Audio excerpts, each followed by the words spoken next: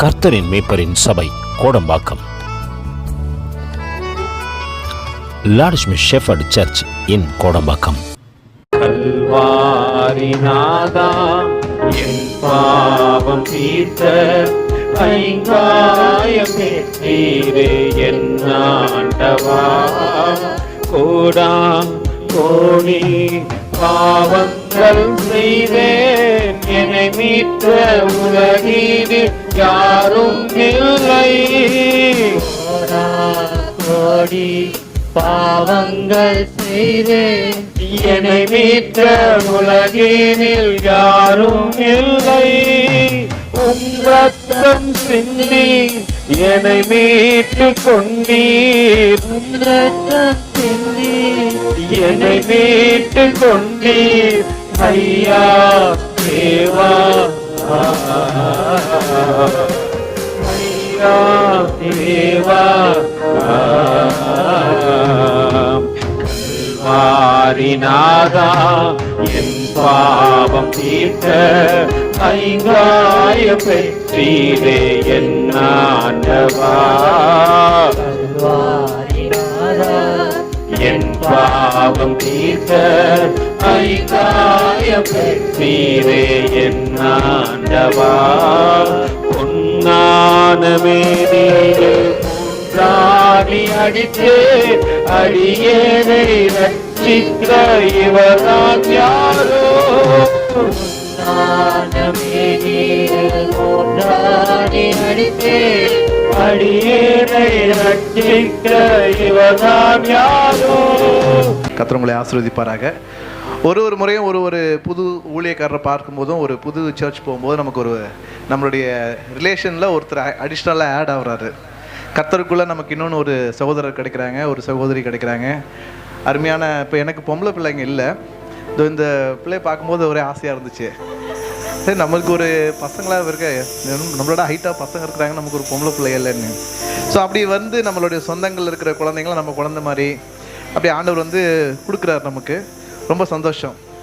உங்கள் மத்தியில் இன்றைக்கி இருக்கிறது 7:45. ஸோ டெஃபினட்டாக 7:45க்கு நம்ம முடிச்சிடலாம். இன்றைக்கி சுத்திகரிப்பு கூட்டம் அப்படின்றதுனால அதுக்கு ஏற்ற மாதிரியான ஒரு செய்தின்ற காட்டிலும் இது ஒரு ஸ்டடி மாதிரி தான் இருக்கும் உங்களுக்கு. பட் நான் விசுவாசிக்கிறேன் கர்த்தர் உங்களோட கூட பேசுவார், நான் விசுவாசிக்கிறேன். ஸோ இது உங்களுக்கு மாத்திரம் கிடையாது, எனக்கான செய்தியும் கூட. ஸோ ஒரு சின்ன அறிமுகம். நான் ஒர்க் பண்ணிகிட்ருக்கிறேன், பார்ட் டைமாக இதை பண்ணுறோம்.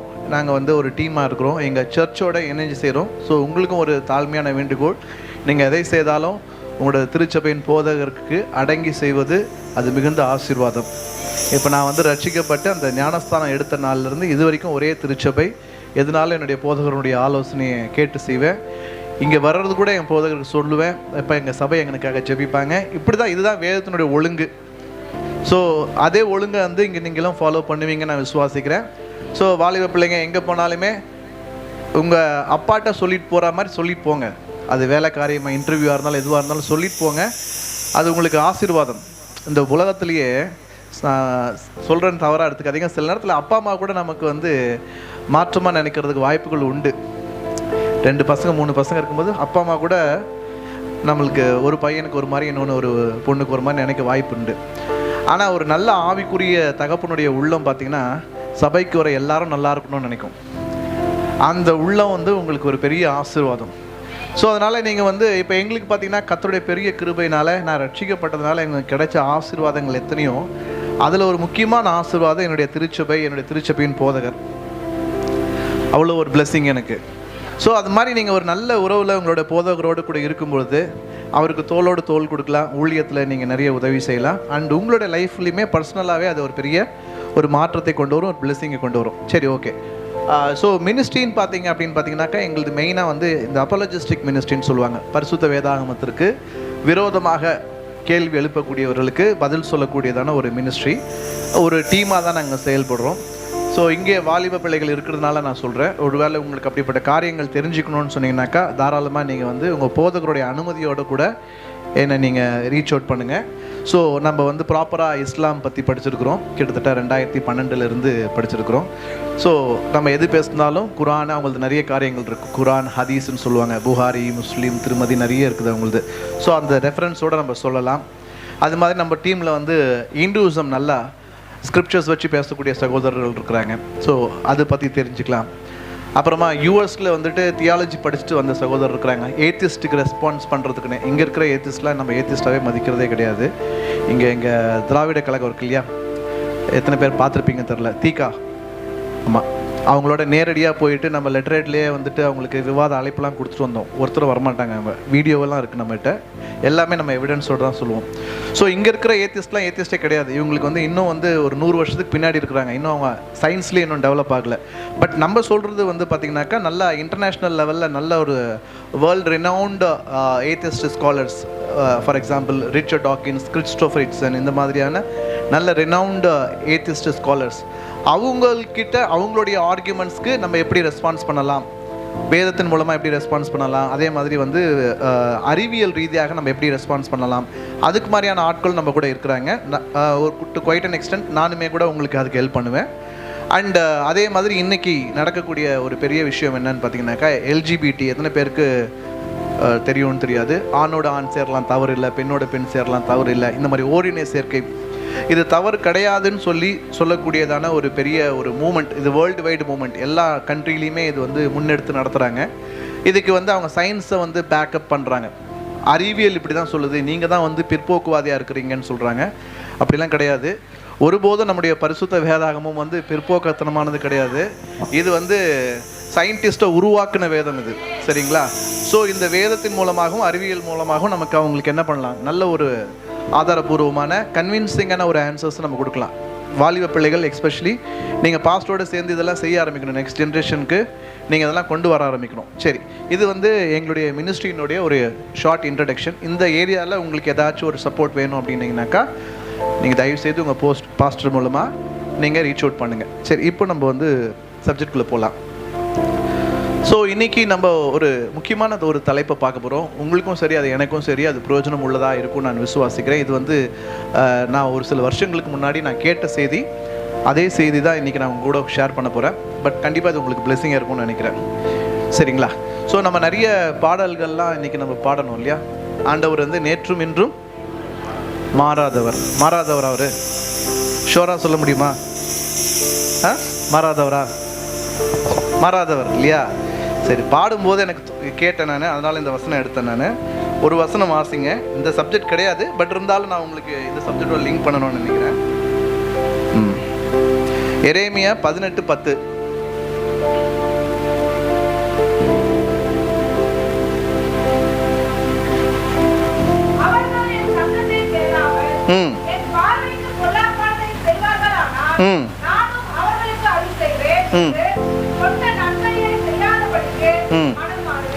மாறாதவர்னு சொன்னோம், மனம் மாறுவேங்கிறாரு.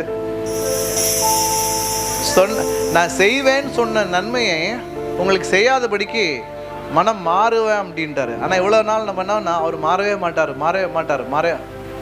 நேற்றும் இன்றும் என்றும் மாறாதவர். அவருடைய வல்லமையில் அவர் மாற்றம் வராது, அவருடைய ஞானம் எதுவுமே மாறாது. அவர் சத்தியபரர், அவர் நீதிபரர், அதிலெல்லாம் மாற்றமே கிடையாது. ஆனால் வேதத்தில் உள்ள அனைத்து ஆசீர்வாதங்களுமே ஒரு கண்டிஷனுக்கு உட்பட்டது, சரிங்களா? ஃப்ரீ கிடையாது. இன்றைக்கி நிறைய கள்ள உபதேசங்கள் இருக்குது. என்ன வேணாலும் பண்ணலாம், ஆனால் ஆண்டவர் உங்களை கைவிட மாட்டார்.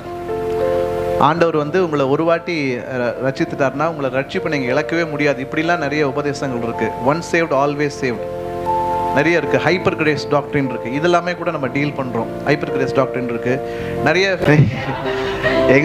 யார் ஃபேனாக ஒன்றா இருந்துட்டு போங்க, எனக்கு அதை பற்றி கவலை இல்லை. நம்ம வந்து ஆண்டவருக்கு ஃபேனு. நமக்காக சிலுவையில் அறையப்பட்டவர் ஆண்டவர் ஆகிய இயேசு கிறிஸ்து. என்னுடைய பாஸ்டர் கூட எனக்கு பிடிக்கும், என்னோட சகோதரர்கள், ஆவிக்குரிய சகோதரர்கள் எல்லாம் எனக்கு பிடிக்கும். ஆனால் அவங்களுக்கெல்லாம் கூட நான் ஃபேன் கிடையாது. நாங்கள் எல்லாரும் சேர்ந்து இயேசுக்கு ஃபேன். ஸோ அந்த மாதிரி ஃபேன்லாம் இருக்கக்கூடாது யாருக்குமே. சரி, அப்போது இதெல்லாம் வந்து பைபிள் நமக்கு சொல்லலை. ஆண்டவர் வந்து ஒரு சத்தியத்தை வந்து நமக்கு போதிச்சிருக்கிறா, இப்படி தான் இருக்குது. அதே மாதிரி நான் உங்களை மறக்கவே மாட்டேன்னு பாட்டினீங்க இல்லையா? நம்மளை மறக்க மாட்டார், நம்ம பிள்ளைங்களெல்லாம் மறக்க மாட்டார்லாம் பாடணும். ஓசியா 4:6 வாசிங்க.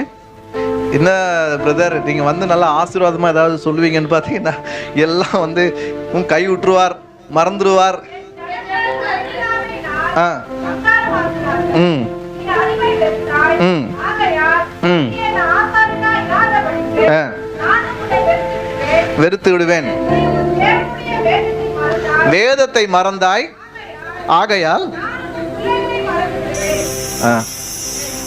வேதத்தை மறந்துட்டா ஆண்டவர் நம்மளுடைய பிள்ளைகளை மறந்துடுவாரு.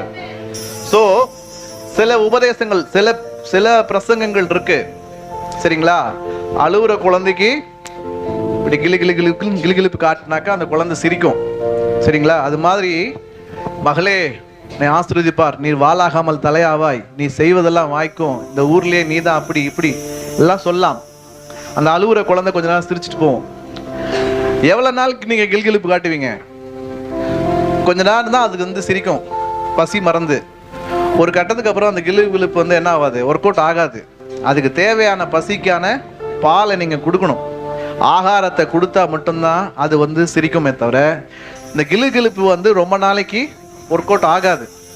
அதனால வந்து நான் ஆசீர்வாதமான மெசேஜ்லாம் சொல்லக்கூடாதுலாம் சொல்லலை, அது தேவை தான் நமக்கு, அது கண்டிப்பாக தேவை. உற்சாகமாக நமக்கு அதுக்கு தான் ஆண்டவர் வச்சிருக்கிறாரு.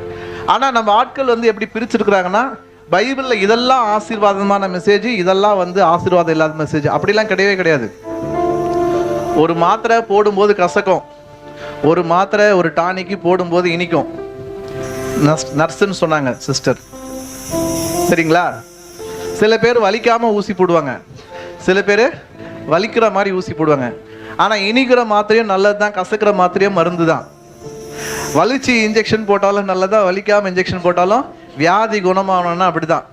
ஸோ வேதத்தில் எந்த வசனமுமே இது வந்து ஆசீர்வாதமான வசனம், இது வந்து ஆசீர்வாதம் குறைவு அப்படின்னு நம்ம சொல்லவே முடியாது. எல்லாமே ஆசீர்வாதம் தான்.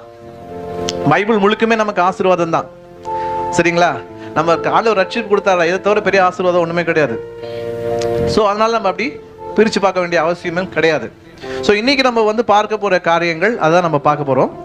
ஸோ கலாத்தியர் 5:19 எடுத்து ஒருத்தர் வாசிக்கலாம். எல்லாருக்கும் தெரிஞ்ச வேத பகுதி தான். மாம்சத்தின் கிரியைகள் வெளியரங்கமா இருக்கின்றன. ம் ம் ம் ம் ம் ம் ஓகே, வாசிங்க வாசிங்க வாசிங்க. ம் ம் ம் ம்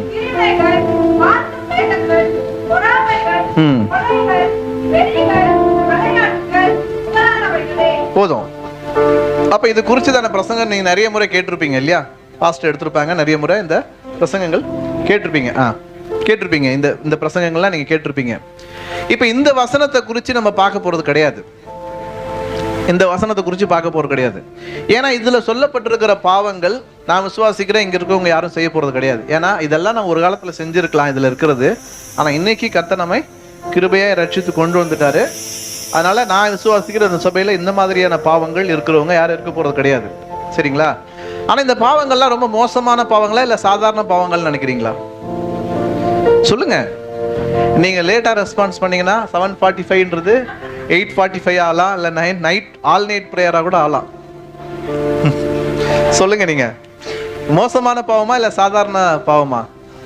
மோசமான பாவம் இல்லையா? சரி, இது பத்தி இன்னைக்கு நம்ம பிரசங்கம் கிடையாது, நம்ம வேற டாபிக் தான் போறோம். ஆனா இதுல ஒரு பர்டிகுலர் வேர்டு மட்டும் நான் எடுத்துக்கிறேன். வைராக்கியங்கள் ஒன்று இருக்கு இல்லையா, அது நம்ம ஆட்களுக்கு நிறைய பேருக்கு இருக்கு. விபச்சாரம், வேசித்தனம், விக்கிரக ஆராதனை, பில்லி சூனியத்துக்குலாம் போறது கிடையாது, அதெல்லாம் விட்டு வந்தாச்சு. ஆனா அந்த வைராக்கியம் மட்டும் இன்னும் சில பேருக்கு இருக்கும் இல்லையா. சொல்லுவாங்க சில பேர், செத்தாலும் அவங்க வீட்டு வாசப்படி மிதிக்க மாட்டேன். அதான் செத்துட்டு எப்படி மிதிப்பேன் இல்ல, செத்தால மிதிக்க மாட்டேன். நீங்க செத்துக்கு அப்புறம் மிதிக்கவே மாட்டேன். அதனாலதான் சாவறதுக்கு முன்னாடியே போய் மிதிச்சிருங்க. யார்ட்டையும் கோபம் வைராக்கியம் வச்சுக்கிறதுல ஒரு பிரயோஜனமும் கிடையாது. ஆண்டவர் வந்து நமக்கு அப்படி கற்றுக் கொடுக்கல இல்லையா. ஆண்டவர் நம்ம வந்து நேசிக்கிறாரு. அவர் வந்து அவரோட பர்ஃபெக்ட் யாருமே கிடையாது. அவரே வந்து நம்மளை அட்ஜஸ்ட் பண்ணிக்கிறாரு. எனக்கு வந்து நானே ஒரு இம்பர்ஃபெக்ட். என்னால என் பையனை டாலரேட் பண்ணிக்க முடியாது. இத்தனைக்கு என் பையன் வந்து அவ்வளோ வந்து மோசமாலாம் கிடையாது. உலக பிரகாரமாக பார்த்தீங்கன்னாக்கா அவன் வந்து ஓகே தான், எந்த பழக்கமும் இல்லாமல் பட் அந்த சின்ன சின்ன குறைகள்லாம் வந்து என்னால் டாலரேட் பண்ணிக்க முடியல. ஆனால் அவனை திட்டும் போதெல்லாம் எனக்கு திரும்பி தோணும், நீ பர்ஃபெக்டா அப்படின்னு. அப்போ கடவுள் நம்மளை எவ்வளோ டாலரேட் பண்ணிக்கிறாரு, பொறுத்துக்கிறாரு. அவரு வந்து நம்ம கிட்டலாம் அப்படி இல்லை. நம்ம பண்ற பிரச்சனை, நம்ம கொடுக்குற கோளாறுக்கெல்லாம் அவர் வந்து மூஞ்ச தூக்கி வச்சுக்கிட்டாருன்னா அவ்வளோதான் நம்ம. அதனால நம்ம யார்ட்டையுமே மூஞ்செல்லாம் தூக்கி வச்சுக்க கூடாது. இந்த தேவையில்லாத வைராக்கியத்தெல்லாம் இந்த கடைசி இந்த இயர் எண்டுலேயே விட்டுருங்க. யார்கிட்டயாவது பேசலையா, போய் பேசுங்க. யாரும் இன்னைக்கு இருப்பாங்க நாளைக்கு இருப்பாங்கன்றது கிடையாது. இந்த ஏஜ் வந்தாதான் சாவாங்க அப்படிலாம் கிடையாது. மரணம் எப்போ வேணாலும் வரலாம். வியாதி வந்ததுக்கு அப்புறம் தான் சாவாங்க அப்படிலாம் கிடையாது. நல்லா இருக்கவங்க கூட சாவலாம், நம்ம சாவலாம், இல்லை நம்ம யார் மேலே கோபமா இருக்கவங்க அவங்க சாவலாம் இல்லையா? அதனால வந்து கிறிஸ்தவத்தை பொறுத்த வரைக்கும் மரணம்ன்றது ஒரு பெரிய விஷயமே கிடையாது. இன்ஃபேக்ட் கிறிஸ்டியானிட்டியோட ஒரு ஸ்பெஷாலிட்டியே வந்துட்டு மற்ற எல்லா ரிலீஜியனுமே சொல்றதை காட்டிலும் கிறிஸ்டியானிட்டி சொல்ற ஒரு விஷயம் என்னன்னாக்கா, மரணம்ன்றது ஒரு ஆசீர்வாதம் கிறிஸ்தவர்களுக்கு. கிறிஸ்து என் ஜீவன், சாவு எனக்கு ஆதாயம். உலகத்திலேயே பார்த்தீங்கன்னாக்கா சாவை கொண்டு போயிட்டு ப்ராஃபிட் அக்கௌண்ட்ல வச்ச ஒரே புக்கு இந்த பரிசுத்த வேதாகம் தான். சாவுனாக்கா சாபம்பாங்க, சாவுனாக்கா இழப்பும்பாங்க. ஆனால் நம்ம பைபிள் சொல்லுது சாவு எனக்கு ஆதாயம்ப்பா, டெத் இஸ் அ ப்ராஃபிட், எனக்கு ப்ராஃபிட்ப்பா அப்படிங்குது. சரிங்களா? ஸோ நமக்கு வந்து இங்கே இருக்கிறத விட அங்கே இருந்து தான் ப்ராஃபிட்டு. இங்கேருந்து டெய்லியும் சமைச்சு போடணும், நீங்கள் வேலை செய்யணும், நிறைய பிரச்சனை. அங்கே போனால் ஒர்ஷிப் தான்.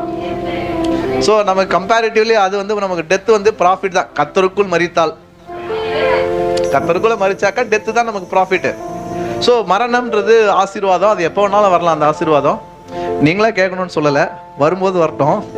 ஆனால் வர்றதுக்கு முன்னாடி கிளியர் ஆகிக்கணும் இல்லையா? ஸோ இயர் எண்டு நமக்கு தெரிஞ்சிருச்சு, அதனால இப்போ சுத்திகரிப்பு கூட்டம். நம்ம எண்டு என்னைக்குன்னு தெரிலல்ல, அதனால் நம்ம எண்டு என்னைக்குன்னு தெரியாததுனால எப்போதுமே நம்ம கொஞ்சம் ப்ரிப்பேர்டாக இருக்கிறது நல்லது. சரி, இப்போ நான் பர்ஃபெக்டான்னு கேட்டிங்கன்னா எனக்கும் உங்ககிட்ட இருக்கிற பிரச்சனை தான். ஆனால் அட்லீஸ்ட் அந்த கான்ஷியஸ்னஸ் இருக்கணும் நமக்கு. நம்மக்கிட்ட கொஞ்சம் பிரச்சனைகள் இருக்குது, அது சரி செஞ்சுக்கணுன்ற ஒரு கான்ஷியஸ்னஸாக அது இருக்கணும். சரி, ஓகே. இப்போது நம்ம மறுபடியும் சப்ஜெக்ட் வருவோம். இப்போ வசனம் வாசித்தோம், இதெல்லாம் ரொம்ப மோசமான பாவங்கள் அப்படின்னு சொன்னோம் இல்லையா? இதை விட மோசமான பாவம் ஒன்று இருக்குது. ஏதாவது கெஸ் இருக்குங்களா? இதை விட மோசமான பாவம் இருக்குது. அதை பற்றி நம்ம பெருசாக யோசிக்க கூட மாட்டோம். அதை பற்றி தான் இன்றைக்கி நம்ம ஆக்சுவலாக பேச போகிறோம். இதை விட பெரிய மோசமான பாவம் என்ன அப்படின்னு பார்த்தீங்கன்னா, பைபிளில் ஒரு எடுத்து வாசிக்கலாம், ஒரு வசனம் வாசிக்கலாம். எபிரேயர் 6வது அதிகாரம் 1வது வசனம். 6வது அதிகாரம் 1வது வசனம்.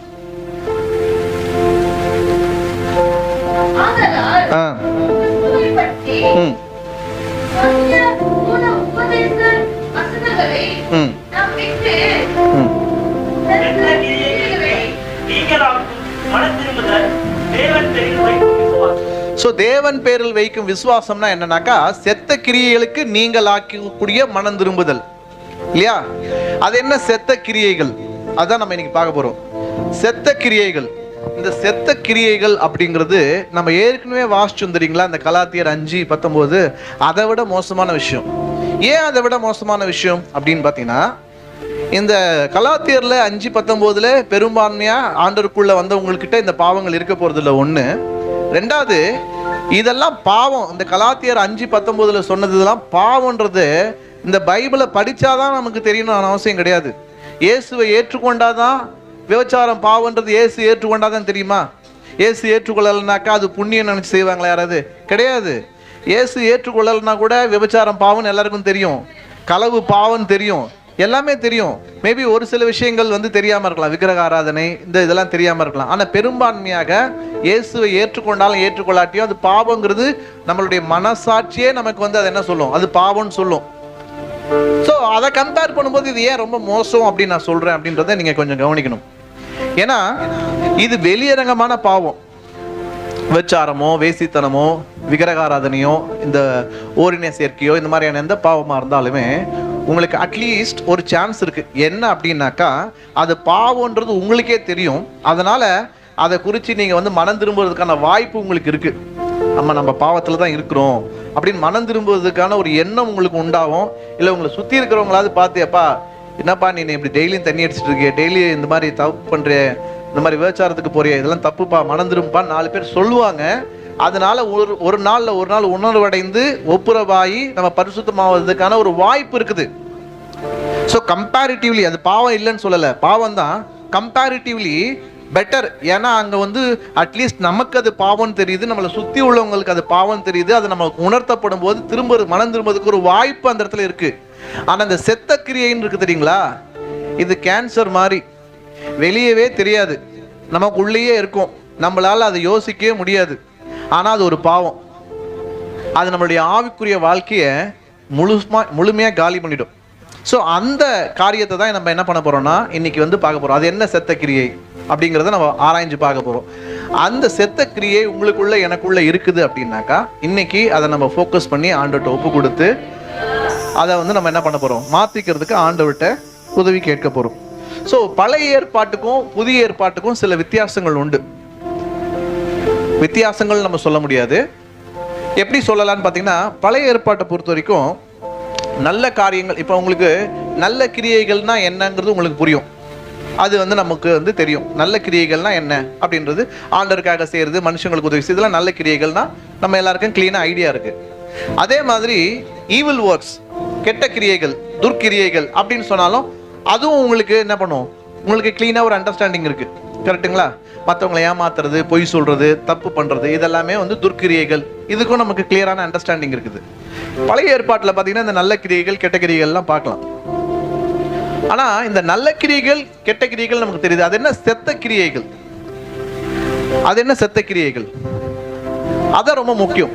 ஸோ நமக்கு ஒரு கிறிஸ்தவராக ஆவிக்குரியவர்களாக இருக்கக்கூடிய நமக்கு இந்த அறிவு வேணும். சரிங்களா?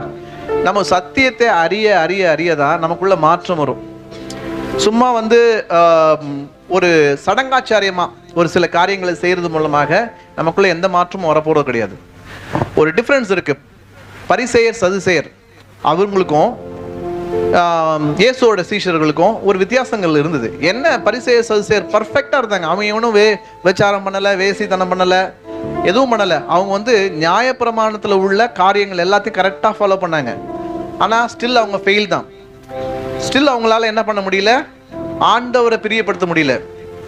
இன்னும் கேட்டீங்கன்னா, ஆண்டவர் வந்து ஆண்டவராக இயேசு கிறிஸ்து புதிய ஏற்பாட்டில் விபச்சாரத்தில் பிடிப்பட்ட ஸ்திரீயா இருக்கட்டும், கல்லனா இருக்கட்டும், யாரா இருக்கட்டும், யாரையுமே வந்து கடுமையா திட்டல. என்ன சொன்னாருனாக்கா, நீ இனிமேல் பாவம் செய்யாத போ அப்படின்னாரு. திட்ட கூட இல்லை. ஆனா பைபிள் முழுக்க நீங்க பாத்தீங்கன்னா ஆண்டவர் யாரை பயங்கரமா கடுமையா வந்து திட்டுறாரு அப்படின்னு பாத்தீங்கன்னாக்கா, பரிசேயர் சதுசேயர். அவங்க என்ன அப்படி பாவம் செஞ்சாங்க, விபச்சாரத்தை விட மோசமான பாவம் செஞ்சாங்க. ஏன் வந்து இயேசு வந்து அவங்கள அவ்வளவு கடுமையா திட்டணும்? பாத்தீங்கன்னா அங்க ஒரு வார்த்தையை பயன்படுத்துவார், மாயக்காரரே. மாயக்காரரே ரொம்ப ரிஸ்க். நம்ம கிட்ட இருக்க வேண்டிய ஒரு இருக்கிற பெரிய பிரச்சனையுமே மாய்மாலம். அந்த பரிசேயர் சதுசேயர்கிட்ட அந்த மாய்மாலம் இருந்துச்சு. அது வந்து ஆண்டவர் வெறுக்கக்கூடிய ஒரு காரியம். ஒரு விபச்சாரியா அவங்க வெளியரங்கமாகவும் விபச்சாரி தான், உள்ளாவும் அவங்க விபச்சாரி தான். ஆனா இந்த பரிசேயர் இந்த சதுசேயர் இவங்களுடைய பிஹேவியர் எப்படி இருந்ததுனாக்கா, ஒரு மாய்மாலம். வெளியே பார்த்தீங்கன்னாக்கா நீதிமான போல அவங்களுடைய கிரியைகள் எல்லாமே பார்த்தீங்கன்னாக்கா கடவுளுக்கு பிரியமான கிரியைகள் மாதிரி, பிரமாணங்கள் எல்லாம் கரெக்டாக ஃபாலோ பண்ணுற மாதிரியான ஆக்டிவிட்டீஸு. ஆனால் உள்ளத்தில் தேவ அன்பு இல்லை. உள்ளத்தில் வந்து அவங்களுக்கு அந்த கடவுள் எதிர்பார்க்கிறதான அந்த காரியங்கள் இல்லை. ஸோ அவங்களுடைய வெளிபரங்கமான செயல்களுக்கும் உள்ளான விஷயத்துக்குமே பெரிய வித்தியாசங்கள் இருக்கு. அவங்க உள்ளே எப்படியோ அப்படி அவங்க வெளியே கிடையாது. அதனால தான் ஆண்டவர் சொல்றாரு, நீங்க எல்லாம் வெள்ளை அடிக்கப்பட்ட கல்லறை சுவர். வெளியில பாக்குறதுக்கு கல்லறை சுவர் அழகா தான் இருக்கும், ஆனா அது கல்லறை தான். உள்ள போய் பாத்தீங்கன்னா அழுக்கு தான் இருக்கும். அது உள்ள நீங்க பாத்திரத்தின் வெளிப்புறத்தை சுத்தம் பண்றீங்க, ஆனா உள்ள சுத்தமா இல்லை. அப்போ ரிலீஜியஸா இருக்கிறவங்க, ரிலீஜியஸ் பீப்புளுக்கும் ஸ்பிரிச்சுவல் பீப்புளுக்கும் ஒரு வித்தியாசம் உண்டு. மதவாதிகளுக்கும் ஆவிக்குரியவர்களுக்கும் ஒரு வித்தியாசம் உண்டு. நம்ம வந்து ரிலீஜியஸ் பீப்புளா இருக்கிறோம்னா அப்படியே வார வாரம் தவறாம பைபிள் எடுத்துட்டு சர்ச்சுக்கு வந்துடுவோம், தவறாம ஜெபம் பண்ணுவோம், தவறாம வந்து காணிக்கைலாம் கொடுத்துருவோம். இதெல்லாம் ரிலீஜியஸ் பீப்புள். இதுக்காக இதை நான் செய்ய வேணாம்னு சொல்லல. ஆனா இதோட நிறுத்திக்கிட்டீங்கன்னா நீங்க வெறும் மதவாதி தான். இதை தாண்டி ஆவிக்குரியவர்களா வரணும் அப்படின்னாக்கா உள்ளான மனுஷன்ல மாற்றம் இருந்தாதான் அவங்க தான் ஆவிக்குரியவர்கள். அப்படி இல்லாதவங்க வெறும் மதவாதி தான். இந்துக்களும் அவங்க பூஜைக்கு போறாங்க, இஸ்லாமியர்கள் அவங்க தொழுகைக்கு போறாங்க. அது மாதிரி நம்மளும் இந்த புக்கை தூக்கிட்டு இங்க வந்துட்டோம் அப்படின்னாக்கா நம்ம ஆவிக்குரியவர்கள் கிடையாது, நம்ம ஒரு மதவாதி தான். சரிங்களா? அப்ப செத்த கிரியைனா என்ன அப்படின்னு பாத்தீங்கன்னா, வெளி தோற்றத்துக்கு அது நல்லது போல தெரியும், ஆனால் உண்மையிலே பார்த்தீங்கன்னா அது வந்து செத்த கிரியையாக இருக்கும். ஒரு எக்ஸாம்பிள் சொல்லணும் அப்படின்னு பார்த்தீங்கன்னா, ஒருத்தர் வந்து நல்லா ஒரு பாடுறாரு வந்து, சரிங்களா, ஃப்ரண்ட்டில் வந்து நல்லா பாடுறாரு. அவர் பாடுறது வந்து பார்த்தீங்கன்னாக்கா அவ்வளோ அருமையாக அந்த ராகத்தில் வந்து நல்லா சொல்லணும்னு நினச்சாங்க. பாஸ்டர் நல்லா அருமையாக பாடினாங்க, சரிங்களா. ஸோ அப்போது நல்லா அருமையாக ஒருத்தர் பாடுறாருன்னு வச்சுங்க, அப்போ பார்க்கும்போது சூப்பராக பாடினாருன்னு சொல்லலாம். அப்படி பாடும்போது நல்லா ஆண்டவர் பிரசன்னத்தை உணர்ந்துருக்கலாம். ஒரு தம்பி பாடுறாருன்னு வச்சுப்போம். ஆனால் இது ஆண்டவரை மகிமைப்படுத்தி பாடுறது நல்ல கிரியையா இல்லை துர்க்கிரிகையா? நல்ல கிரியை. ஆனால் பாடினவரோட உள்ளத்துக்குள்ள தன்னை முன்னிலைப்படுத்தணும். நான் என்னோட வாய்ஸ் எப்படி இருக்கு பார்த்தல, இந்த மாதிரிலாம் யாரும் பாட முடியாது தெரியும்ல, இப்படின்ற ஒரு எண்ணத்துல தான் அவரு பாடி இருக்கிறாரு. வெளியரங்கமா பார்க்கும்போது இது என்ன கிரியை? நல்ல கிரியை. ஆனா தேவனுடைய பார்வையில இது செத்த கிரியை. இப்போ உங்களுக்கு வித்தியாசம் புரியுதுங்களா? துர்க்கிரியைனாக்கா அவர் போய் லைட் மியூசிக்ல ரோட்ல இருந்து பாட்டு இருக்காருன்னு வச்சுப்போம், சினிமா பாட்டு. அது பண்ணல. அவரு நல்ல கிரியை பண்றாரு, வந்து அழகா வர்ஷிப் பண்ணி சூப்பரா ஆண்டவரை மகிமைப்படுத்தி பாடி இருக்கிறாரு. பார்க்கறதுக்கு அருமையா, இந்த தம்பி மாதிரி நம்ம வீட்டு பிள்ளை இல்லையே, அருமையா பாடுறதே இந்த தம்பி அப்படின்ற அளவுக்கு இருக்கும். ஆனா அவர் உள்ளத்துக்குள்ள என்ன இருக்கு? நோக்கம் என்ன? தேவனை மகிமைப்படுத்தணுன்ற நோக்கம் கிடையாது. தன்னை மேன்மை, நான் எப்படி பாடுறேன் பாத்தியா அப்படின்ற நோக்கத்துக்காக அவர் பாடி இருப்பாரே, ஆனால் அது செத்த கிரியை. அப்ப இப்போ உங்களுக்கு ஒரு அளவுக்கு வித்தியாசம் புரிஞ்சிருக்கும்னு நினைக்கிறேன். ஸோ இது மாதிரி நமக்குள்ள செத்த கிரியைகள் என்னெல்லாம் இருக்கு, அதை தான் இன்னைக்கு நம்ம வந்து ஆராய்ஞ்சு பார்க்க போறோம் அடுத்த சில நேரங்கள்ல, சரிங்களா. அப்போ சில நேரத்தில் வந்துட்டு, இப்போ என்னுடைய கையை நல்லா வந்து ஒரு ஃபார் எக்ஸாம்பிள் ஒரு சாக்கடையில் நான் கையை விட்டுட்டு இந்த கையில் நல்லா விலை உயர்ந்த குவாலிட்டியான ஒரு ஆப்பிளை நான் அந்த கையில் எடுத்து கொடுத்தேன்னாக்கா உங்களால் வாங்கிக்க முடியாது. ஆப்பிள் நல்ல குவாலிட்டியான ஆப்பிள் தான், ஃபர்ஸ்ட் கிளாஸ் ஆப்பிள். பட் கொடுக்குற என் கை சுத்தமாக இல்லையே, நீங்கள் எப்படி வாங்கிப்பீங்க? வாங்க மாட்டீங்க இல்லையா? அது மாதிரி எனக்குள்ள பயங்கரமான தாளந்து இருக்கு, வேர்ல்ட் கிளாஸ் டேலண்ட் இருக்கு, என் பாத்திரம் சுத்தம் இல்லையே, எப்படி இதை ஆண்டவர் வாங்குவாரு? எப்படி வாங்குவாரு? வாங்க மாட்டார்ல. நீங்க வாங்குவீங்களா? ஆப்பிள் வாங்குவீங்களா என் கையில இருந்து? வாங்க மாட்டீங்கல்ல. அப்போ எனக்கு பயங்கரமா வந்து நான் பிரசங்கம் பண்றேன், பயங்கரமா பாட்டு பாடுறேன், பயங்கரமா இது உதவி செய்யறேன், என்ன வேணாலும் செய்யலாம். ஆனா இந்த பாத்திரம் நல்லா இல்லையே. மனிதர்கள் ஏமாந்து போலாம், இவர் சூப்பரா பாடுறாரு, இவர் சூப்பரா பிரசங்கம் பண்றாரு, இவர் ஏழைகளுக்கெல்லாம் அள்ளி கொடுக்குறாரு, மனிதர்கள் ஏமாந்து போலாம். மனிதர்கள் இது வந்து நல்ல கிரியை அப்படின்னு ஊரு ஃபுல்லா உங்களை சாட்சி கொடுக்கலாம். ஆனால் தேவன் உள்ளந்திரியங்களை ஆராய்ந்து அறிகிறவர், உள்ளத்துல இருக்கிறத பாக்குறாரு. என்ன நோக்கத்திற்காக இந்த காரியத்தை செஞ்சீங்க? உங்க நோக்கம் நல்லா இருக்கா? அந்த அடிப்படையில தான் உங்க கிரியை அங்கீகரிக்கப்படும்.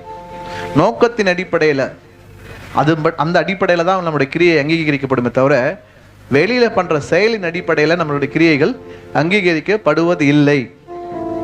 அப்போ இதை மையப்படுத்தி தான் நம்ம இன்னைக்கு சில காரியங்கள் பார்க்க போறோம், சரிங்களா. அப்போ சில டைம் இல்லைன்றதுனால சில வசனங்கள் அப்படி நான் ஸ்கிப் பண்றது சில பேருக்கு தெரிஞ்சிருக்கும். இயேசு கிறிஸ்துனுடைய ரத்தம் சகல நம்மை, இந்த வசனம் எல்லாருக்கும் தெரியும். இயேசு கிறிஸ்துனுடைய ரத்தம் சகல பாவங்களை நீக்கி நம்மளை சுத்திகரிக்கும். நம்ம இன்னைக்கு ரட்சிக்கப்பட்டாச்சு, நம்முடைய சகல பாவங்களையும் அவர் நீக்கிட்டார், சுத்திகரிச்சிட்டார், சந்தோஷம். இந்த சுத்திகரிப்பு நமக்கு போதுமா? போதாது. இதை தாண்டி ஒரு சுத்திகரிப்பு நமக்கு தேவைப்படுது. இது முதல் ஸ்டெப். இங்க இருந்தோம் பாவத்துல, முதல் ஸ்டெப் இயேசு கிட்ட வந்தோம். இந்த முதல் ஸ்டெப்ல தான் இயேசு கிறிஸ்துவனுடைய ரத்தம் சகல பாவங்களை நீக்கி நம்மளை சுத்திகரித்தது. இது முதல் ஸ்டெப். இன்னொன்னு ஒரு சுத்திகரிப்பு இருக்கு. அந்த சுத்திகரிப்பை நீங்க வாசிங்க. எபிரேயர் 9வது அதிகாரம் 14வது வசனம்.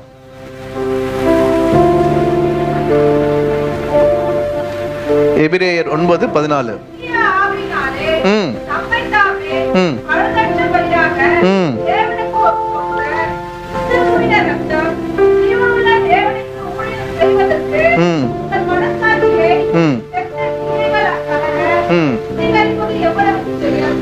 அப்போ இங்க இயேசு கிறிஸ்துனுடைய ரத்தம், அதை திரும்பி ஒரு வாட்டி ஒருத்தர் வாசிங்க.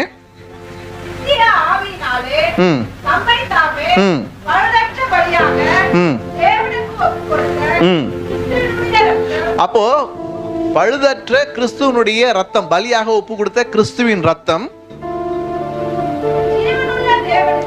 ஜீவனுள்ள தேவனுக்கு நாம ரட்சிக்கப்பட்டாச்சு. இப்ப நெக்ஸ்ட் என்ன பண்ணணும்? ஜீவனுள்ள தேவனுக்கு ஊழியம் செய்வதற்கு மனசாட்சியை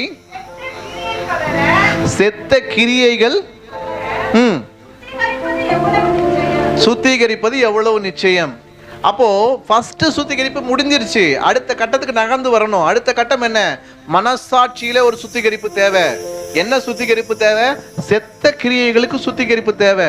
என்ன வேணாலும் செய்யலாம். நம்ம செய்யறது சின்ன வேலையா இருக்கலாம், பெரிய வேலையா இருக்கலாம். மைக் பிடிச்சி பேசுறதா இருக்கட்டும், இல்ல கீபோர்டு வாசிக்கிறதா இருக்கட்டும், பேடு வாசிக்கிறதா இருக்கட்டும், பாய் போடுறதா இருக்கட்டும், என்ன வேலை வேணாலும் இருக்கட்டும், சர்ச்சில் இல்லை வெளியில எங்க வேணாலும் இருக்கட்டும். அந்த வேலையை செய்யும் போது என்ன நோக்கம்? எதுக்காக அந்த வேலையை நம்ம செய்யறோம்? இதை நான் என்ன நோக்கத்துல செய்யறேன்? அந்த நோக்கத்தை பொறுத்து தான் அது நல்ல கிரியையா, தேவனுக்கு முன்பதாக அங்கீகரிக்கப்படக்கூடிய கிரியையா, அப்படி இல்லைன்னா செத்த கிரியையா அப்படிங்கிறது நம்முடைய நோக்கத்தை பொறுத்து தான் ஆண்டவர் தீர்மானிக்க போறார். நம்ம ஏற்கனவே சொன்னது போல இது கேன்சர் மாதிரி. வெளியில இருக்கவங்களுக்கு தெரியாது, நமக்கே தெரியாது, காலப்போக்கில் நமக்கே தெரியாது. கிறிஸ்தவர்கள் மாதிரி நல்லா நடிக்க முடியாது இல்லையா? எல்லா கிறிஸ்தவர்களையும் சொல்லலை, பட் பொதுவா நிறைய ஆக்டிங் கிறிஸ்தவ சமுதாயத்தில் நம்மளால பார்க்க முடியுது. இதை நம்ம வெளியில சொல்றதில்ல, நம்ம இங்க உள்ள சொல்றோம். நிதானிச்சு பார்க்கணும்னா சில நேரத்தில் நம்ம உண்மை பேசணும் இல்லையா? என்னையே சேர்த்து சொல்றேன், நான் இங்க ரொம்ப பெர்ஃபெக்ட்னு சொல்லல. அப்படி சொன்னா நானும் ஆக்ட் பண்றேன்னு அர்த்தம். எல்லாருமே இதுல இந்த ஆக்டிங் எங்க ஸ்டார்ட் ஆகுதுன்னு பார்க்கணும். இதை நம்ம யாரையும் குற்றப்படுத்துறது கிடையாது. சில நேரத்தில் சில காரியங்கள் நம்ம ஆராய்ஞ்சு அறியும் போது தான் நம்மளால அதுல இருந்து வெளியே வர முடியும். அதுக்காக நாம இதை சொல்றோம். இப்போ ரட்சிக்கப்பட்டு இப்பதான் புதுசா ஒரு தம்பி உள்ள வராருன்னு வச்சுக்கோங்களேன். அவருக்கு எந்த ஒரு ரெப்புடேஷனும் இந்த சபையில இப்பதான் புதுசா வராரு, எல்லாருக்குமே அவர் இப்பதான் புதுசா வராருன்னு தெரியும். அவர் அதுக்கு முன்னாடி உங்களுக்கு ஒரு கேள்வி நான் கேட்கிறேன். இந்த சர்ச்சைக்கு புதுசா வராங்கல்ல, அவங்க செத்த கிரிகள் செய்யறதுக்கு வாய்ப்பு அதிகமா, இல்ல சர்ச்சுக்கு ரொம்ப வருஷமா 10-15 வருஷம் 20 வருஷமா வராங்களே அவங்க செய்யறதுக்கு வாய்ப்பு அதிகமா? நீங்க வருஷம் அதிகமாக இந்த செத்த கிரிகள் அதிகமாகுமா, இல்ல வருஷம் அதிகமாக கம்மியாகுமா? ஆக்சுவலா கம்மி ஆகணும். பிரசங்கங்கள் கேட்கறதுனால, சத்தியத்தை கேட்கறதுனால ஆக்சுவலா கம்மி ஆகணும். ஆனா நிதர்சனமா பார்க்கும்போது நிறைய இடங்கள் என்ன ஆகும்னா அதிகமாகும். ஏன் அதிகமாகும்னா, இன்னைக்கு உதாரணத்துக்கு தப்பா எடுத்துக்காதீங்க, இந்த தம்பி இன்னைக்கு தான் வராரு சர்ச்சுக்கு, இப்பதான் ரட்சிக்கப்பட்டு நேற்று தான் கூப்பிட்டு ஒரு சர்ச்சுக்கு இந்த தம்பி வராருன்னு வச்சுக்கோங்களேன். என்னப்பா தம்பி, உன்னை சர்ச்சுக்கு போன வாரம் நான் வந்தேன், நீங்க இருந்தீங்க, 2வது வாரம் வரீங்களா? ஆமா 2வது வாரம் வரேன். நான் புதன்கிழமை உங்களை டீ கடையில் பார்த்து தம் அடிச்சிருந்தீங்களே அப்படின்னாக்கா, ஆமா நான் தம் அடிச்சிருந்தேன், நான் விட்டுருவேண்ணா அப்படின்னு கேஷுவலா சொல்லிடுவாரு. ஏன்னா இப்பதான் வர ஆரம்பிச்சிருக்கிறாரு. ஆனா 10 வருஷம் ஒருத்தர் வந்துட்டு ஆரம்பிச்சுக்கீங்களேன், அவர் திருட்டுத்தனமா தான் தம் அடிப்பாரு. ஏன்னா அவருக்கு ஒரு ரெப்யூட்டேஷன் கிரியேட் ஆயிடுச்சு இந்த சர்ச்சில், அவரை குறிச்சதான ஒரு அபிப்பிராயம் கிரியேட் ஆயிடுச்சு. அப்போ நம்மள சர்ச்சில் இந்த மாதிரி நினைக்கிறாங்க, நம்ம மறைஞ்சி அதை பண்ணணும்னு சொல்லிட்டு ஒரு அந்த இடத்துல என்ன ஆகுது, ஒரு மாய்மாலம் உருவாக ஆரம்பிக்கும். அதுக்கு நீங்க தைரியமா வெளியிலே சிகரெட் பிடிங்கன்னு சொல்லல, அது விடுறது தான் கரெக்ட். ஆனா ஆக்டிங், சிகரெட் மட்டும் கிடையாது, நிறைய விஷயங்கள்ல மற்றவங்களுடைய ஒப்பீனியனுக்காக நம்ம என்ன பண்றதுன்னா கொஞ்சம் அங்க நம்மள பரிசுத்தமா காட்டிக்கிறதுக்கான முயற்சிகள் நிறைய இருக்கும் இல்லையா? பரிசுத்தமா காட்டிக்க வேண்டிய கட்டாயத்துக்குள்ள போறோம். நானும் பரிசுத்தம் வந்தான்ப்பா, என்னைய ஒன்னா சாதாரணமா நினைச்சிடாதீங்க, நானும் பெரிய ஜப வீரன் தான், என்னையெல்லாம் அசால்ட்டா நினைச்சிடாதீங்க அப்படின்னு காட்டிக்க வேண்டிய ஒரு நிர்பந்தத்தினால சில நேரத்துல என்ன பண்றோம்னாக்கா செய்யறோம். அதெல்லாம் செத்த கிரியை தானே. அப்ப நாள் ஆகும்போது அதிகமா ஆகும்போது குறிப்பா இதெல்லாம் நானே பர்சனலா ஃபீல் பண்றது தான். இப்போ நம்ம நம்ம சர்ச் கர்த்தரோட கிருபையில நிறைய சர்ச்சுக்கு ஆண்டு கூட்டு போயிருக்கிறேன். இப்போ நம்ம சர்ச்சுக்கு போறோம், மினிஸ்ட்ரிலாம் பண்றோம், அதெல்லாம் பண்ணியிருக்கிறோம். அப்படின்னா நம்மளை குறித்து அவங்க சாதாரணமாக நினைச்சிடக்கூடாது அப்படின்றதுக்காக ஒரு ஆக்டிங் ஏதாவது ஒன்று பண்ண வேண்டியதுக்கான ஒரு நிர்பந்தம் வரும். அப்போ இதுல தான் நம்ம ரொம்ப கவனமா இருக்கணும். இந்த இடத்துல விழுந்துட்டாதான் ரொம்ப பிரச்சனை. முன்னாடி இந்த கலாத்தியர் 5:19 இருக்கிறதுல விழுந்தா கூட தப்பிச்சிடலாம். ஆனா இந்த மாய்மாலத்துல ஒருத்தவங்க விழுந்துட்டாங்கன்னா தப்பிக்கிறது கஷ்டம். அப்போ நாள் அதிகமாகும் போது நம்ம இன்னும் அதிகமா நம்மளை ஆராய்ஞ்சு பார்த்து எவ்வளவு தூரம் நம்மளுடைய உள்ளான மனுஷனும் வெளியரங்கமான மனுஷனும் ஒரே நேர்கோட்டில் நிற்கணும். அதுதான் நம்மளோட டார்கெட்டா இருக்கணும். நம்ம உள்ள எப்படியோ அப்படியே வெளியே இருக்கணும். உள்ள ஒரு மாதிரியும் வெளியே ஒரு மாதிரியும் நம்ம வித்தியாசப்பட இந்த உள்ளுக்கும் வெளியுக்கும் உள்ள கேப் அதிகமாக வெளி பார்வைக்கு நம்ம ஆவிக்குரியவங்க மாதிரி ஏமாற்றலாம், ஆனால் ஆண்டவரை விட்டு உண்மையாமே தூரம் போயிட்டே இருப்போம். ஸோ இன்னைக்கு நம்ம நிதானிக்க வேண்டியது அந்த காரியம்தான். நீங்க எப்படி இருக்கிறீங்க, நான் எப்படி இருக்கிறேன், என் உள்ள எப்படி இருக்கிறேன், நான் என் வெளியில எப்படி இருக்கிறேன். வெளியில என்னை பார்க்கும்போது மற்றவங்களாம் என்ன நினைக்கிறாங்களோ, உண்மையாலுமே என் உள்ளே நான் அப்படிதான் இருக்கிறேன்னா, அப்படி இருந்துட்டீங்கன்னா கர்த்தருக்கு ஸ்தோத்திரம். அப்படி இல்லைன்னா மிகப்பெரிய ஆபத்தான நிலையில நம்ம இருக்கிறோம்னு அர்த்தம். சரிங்களா? அதனால தான் சொன்னேன், அந்த பாவத்தோட இந்த பாவம் ரொம்ப மோசம் அப்படின்னு சொல்லிட்டு. சரிங்களா? சரி, அப்போ இதை எப்படி நம்ம கண்டுபிடிக்கலாம்? சரி, நான் பிரதர், ஏன்னா இது வந்து ஒரு ட்ரிக்கியான விஷயம். நமக்குள்ள செத்த கிரியைகள் இருக்கிறது நமக்கே சில நேரத்தில் தெரியாம இருக்கும். அப்ப நமக்குள்ள செத்த கிரியைகள் தான் இருக்குதுன்றது நான் முன்னாடி சொன்ன நோக்கம் ரொம்ப முக்கியம்ட்டு. பட் இருந்தாலும் புரிஞ்சுக்கிறதுக்காக இன்னும் சில விஷயங்கள் நான் கூடுதலாக சொல்லணும்னு நினைக்கிறேன்.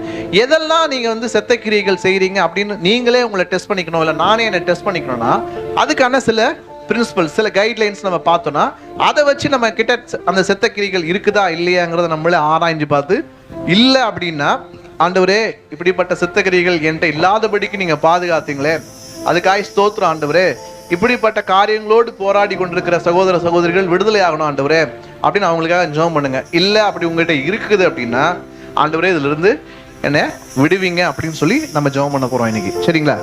அப்போ செத்த கிரியைகளை கண்டுபிடிக்கணும் அப்படின்னாக்கா, ஒர்க் டன் வித்தவுட் ஜாய். நீங்க கர்த்தருக்காக ஒரு காரியத்தை செய்யறேன்னு சொல்லியும் அந்த காரியத்தை சந்தோஷம் இல்லாம செய்றீங்க, ஒரு நிர்பந்தத்தினால செய்றீங்க அப்படின்னா அது செத்த கிரியை. இப்போ உதாரணத்துக்கு சொல்லணும் அப்படின்னு பார்த்தீங்கன்னாக்கா, இப்போ என்னுடைய சின்ன பையன் இருக்கிறான், அவனுக்கு வந்து நீ இந்த ஹோம்ஒர்க்லாம் செஞ்ச, இந்த கிளாஸ் ஒர்க்லாம் செஞ்சு முடிச்சிட்டேன்னா தான் நான் அவனை ஹோட்டல் கூப்பிட்டு போவேன் அப்படின்னு சொன்னான்னா, வேற வழி இல்லாமல் அதை செய்வான். அவன் கேட்ட ஒரு சைக்கிள் வாங்கி தரான் அப்படின்னு சொன்னாக்கா, இதெல்லாம் நீ செஞ்சனா தான் நான் உனக்கு இதை செய்வேன் அப்படின்னு சொல்லும்போது கட்டாயத்தின் அடிப்படையில் அதை செய்கிறான், மனமுகந்து அதை செய்யலை. சரிங்களா? ஆனால் ஆண்டவர் நம்ம கிட்ட எதிர்பார்க்கிறது எப்படின்னா, நம்ம அவர் மேல வச்சிருக்கிற அன்பின் நிமித்தமாக நம்மளுடைய கிரியை வெளியே வரணும். ஒரு கட்டாயத்தினால அவர் வந்து எதிர்பார்க்கல.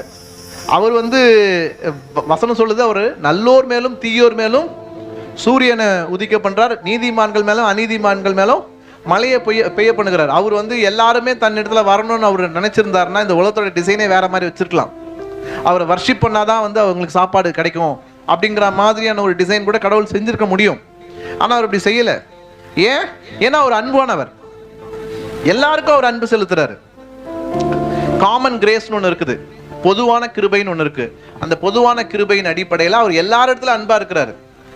அப்ப அவர் திரும்ப நம்மகிட்ட எதிர்பார்க்கிறது, நாம் தேவனுக்கு எதை செய்தாலும் அதை கட்டாயத்தினால செய்யக்கூடாது, உற்சாகமா செய்யணும், அன்பின் மிகுதியினால அதை செய்யணும்.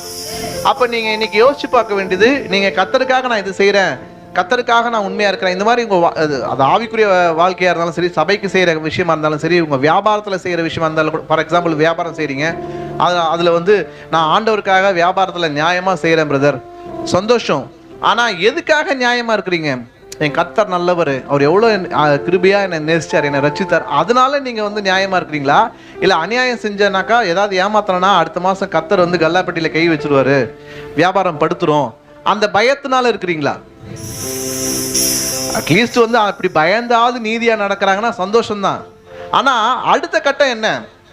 பயத்தினால ஒருத்தர் வந்து தசம்பாகம் கொடுக்குறாரு, தசம்பாகம் கொடுக்கறது நல்ல ஒரு விஷயம், அது ஒரு பெரிய இன்னைக்கு பேசிட்டு இருப்பாங்க யூடியூப்ல, தசம்பாகம் கொடுக்கலாமா கொடுக்க வேணாமெல்லாம் அது பேசிட்டு இருப்பாங்க, அது ஒரு வேணும்னா கூட நம்ம டிஸ்கஸ் பண்ணலாம். ஆனா நீங்க ஒரு தசம்பாகம் கொடுக்கறது சபையில கொடுக்குறீங்களா, ஆசீர்வாதம். ஆனா எதுக்காக கொடுக்குறீங்க அந்த தசம்பாகத்தை? இன்வெஸ்ட்மெண்ட்டா இது? நான் 10% போட்டா அவர் எனக்கு 20% திருப்பி கொடுத்துருவாரு. இது ஷேர் மார்க்கெட்டா? நான் 10% கொடுத்துட்டா ஆண்டவர் எனக்கு திருப்பி 20% கொடுப்பாரு. இது இன்வெஸ்ட்மெண்ட் கிடையாது, இது அன்பு. நமக்கும் தேவனுக்கும் உள்ள நடுவில் இருக்கிறது உறவு. சரிங்களா? தகப்பன் பிள்ளைக்கான உறவு. அப்ப இதை வந்து நீங்க வந்து இப்படிதான் பார்க்கணுமே தவிர, எந்த ஒரு வேலையும் கட்டாயத்தின் அடிப்படையில நீங்க செய்றீங்க அப்படின்னா, மன உற்சாகம் இல்லாம செய்றீங்க, நிர்பந்தத்தினால செய்றீங்க அப்படின்னா அந்த கிரியை செத்த கிரியை. இதை செய்யலைன்னா பாஸ்டர் ஏதாவது சொல்லுவாரு, இதை செய்யலைன்னா ஆண்டவர் என்னை ஆசீர்வதிக்க மாட்டாரு, இப்படி செஞ்சீங்கன்னா அது வந்து கர்த்தருடைய பார்வையில எந்த அளவுக்கு நிறைவானதா இருக்கும்னு எனக்கு தெரியல. அது நீங்க தான் யோசிச்சு பார்க்கணும். நான் சொல்ற பாயிண்ட் புரியுது இல்லையா? ஸோ நீங்க செய்யும் போது எதை செய்தாலும் அதை உற்சாகமா செய்யணும், அன்பின் மிகுதினால தான் அது செய்யணும். வேற எந்த நீங்க இது செஞ்சு ஆண்டவருக்காக இதை செஞ்சீங்கன்னா அதுக்கு ஒரே காரணம் தான் இருக்கணும். அது என்ன காரணம்?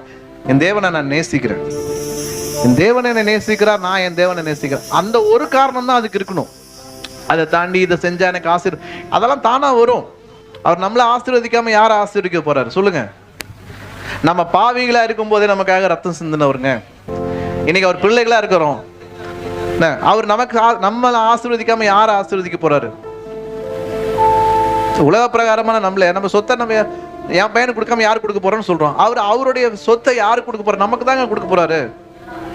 அதனால அதுல அதை பத்தி யோசிக்க தேவையில்லை. முதலாவது தேவனுடைய ராஜ்யத்தை ஒரு நீதியும் தேடுங்கள், பின்னாடி இதெல்லாம் கூட கொடுக்கப்படும். அந்த கூட கொடுக்கப்படும்ன்றது ஒரு தனி சப்ஜெக்ட், அதுவே ஒரு நாள் நம்ம பிரசங்கம் பண்ணலாம். சரி, அது இருக்கட்டும். அப்போ ஏசாயா 64:5 எடுத்து வாசிங்க.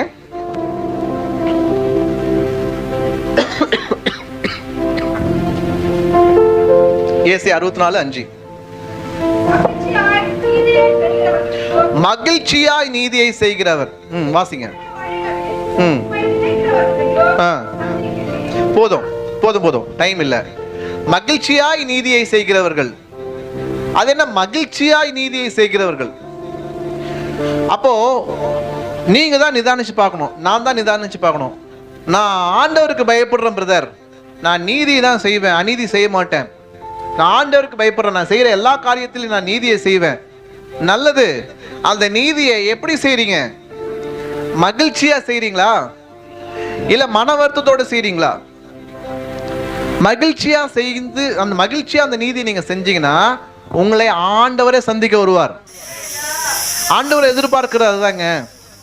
நாளைக்கு என் பையன் இருக்கிறான், என்னை அவங்க வீட்டுக்கு கூப்பிட்டு, தனியா கல்யாணம் ஆகி போயிட்டான், வீட்டுக்கு கூப்பிட்டு மகிழ்ச்சியா எனக்கு சோறு போடணும்னு நினைப்பேனா, கடமைக்கு சோறு போடுவதை நான் அங்கீகரிப்பேனா? மகிழ்ச்சி. அப்போ பரம தகப்பன் அவருக்கு நம்ம செஞ்சுதான் ஒரு வேலை ஆகணும்னு இருக்குங்களா? அவருடைய ராஜ்யத்தை அவர் யாரை கொண்டு வந்தாலும் கட்டுவாருங்க. நம்மளால எதையுமே அவருக்கு செய்ய முடியாது. இதெல்லாம் நம்மளே திருப்திப்படுத்திக்கலாம். நான் இதை ஆண்டவருக்காக செஞ்சேன், அதை தியாகம் எல்லாம் சொல்லிக்கலாம், ஒண்ணுமே கிடையாது. நம்ம கையால அவர் வாங்க வேண்டிய அவசியம் அவருக்கு கிடையாது. இன்னைக்கு நான் வரலன்னா இன்னொருத்தர் வருவார். இங்க எல்லாரையும் எல்லா இடத்துலையுமே அவர் தேவையற்றவர். யாரை கொண்டு வேணாலும் என்ன வேணாலும் செய்வார். அப்ப அவர் நம்ம கிட்ட என்னதான் எதிர்பார்க்கிறாரு? நம்ம கொடுத்துதான். இப்போ உதாரணத்துக்கு சொல்றேன், இப்போ நீங்க ஒரு காணிக்கையை பாஸ்டர் கிட்ட கொடுக்குறீங்க அப்படின்னா உங்களுக்கு ஆசீர்வாதம். நீங்க கொடுக்கலன்னா அவருக்கு ஆண்டவர் கொடுப்பாரு, வேற எங்கேயாவது வரும். ஏன்னா ஊழியம் அவருடைய அவருக்கு. அதனால நம்ம எதுலையுமே நம்மளை குறித்து நம்ம மேன்மை பாராட்டுறதுக்கு ஒண்ணுமே கிடையாது. நான் ஆண்டவருக்காக இதை செஞ்சேன், நான் ஆண்டவருக்காக இதை கொடுத்தேன் சொல்றதுக்கு நம்ம கிட்ட ஒண்ணுமே கிடையாது. எல்லாமே நம்ம அவர்கிட்ட பெற்றது. அப்போ ஆண்டவர் நம்ம கிட்ட எதிர்பார்க்கிறது மன மகிழ்ச்சியோட நம்ம அதை செய்யறோமா, அதுதான் எதிர்பார்க்கிறாரு. அப்போ இன்னைக்கு நீங்க நிதானிச்சு பார்க்க வேண்டிய ஒரு விஷயம், நீங்க செய்யக்கூடிய எந்த விஷயங்கள்லாம், ஒரு காணிக்கை கொடுக்குறீங்களா, அது எதனால கொடுக்குறீங்க?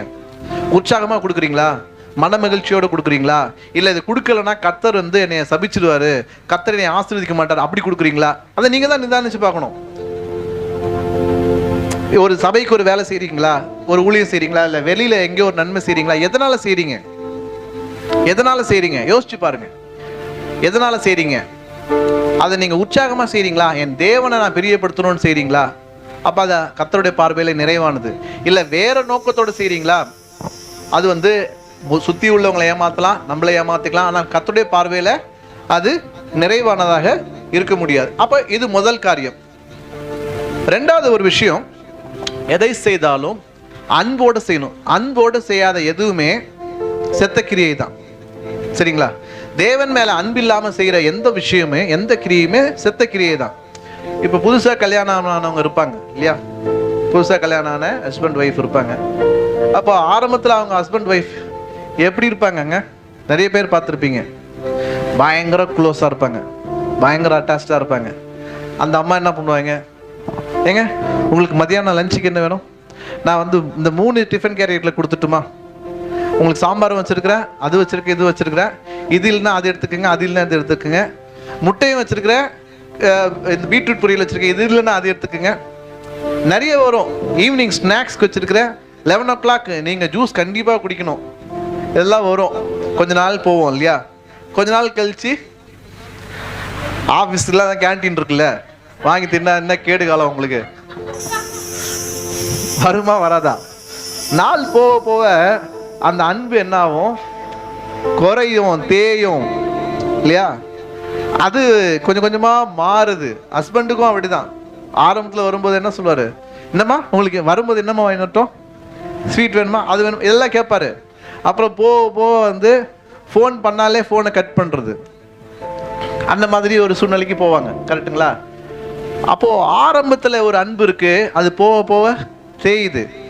சண்டையே இருக்காதான்னு கேட்டிங்கன்னா அது எங்கள் பக்கத்து வீட்டில் தான் நீங்கள் வந்து கேட்கணும் எவ்வளோ சவுண்டு வரும்னு சொல்லிட்டு.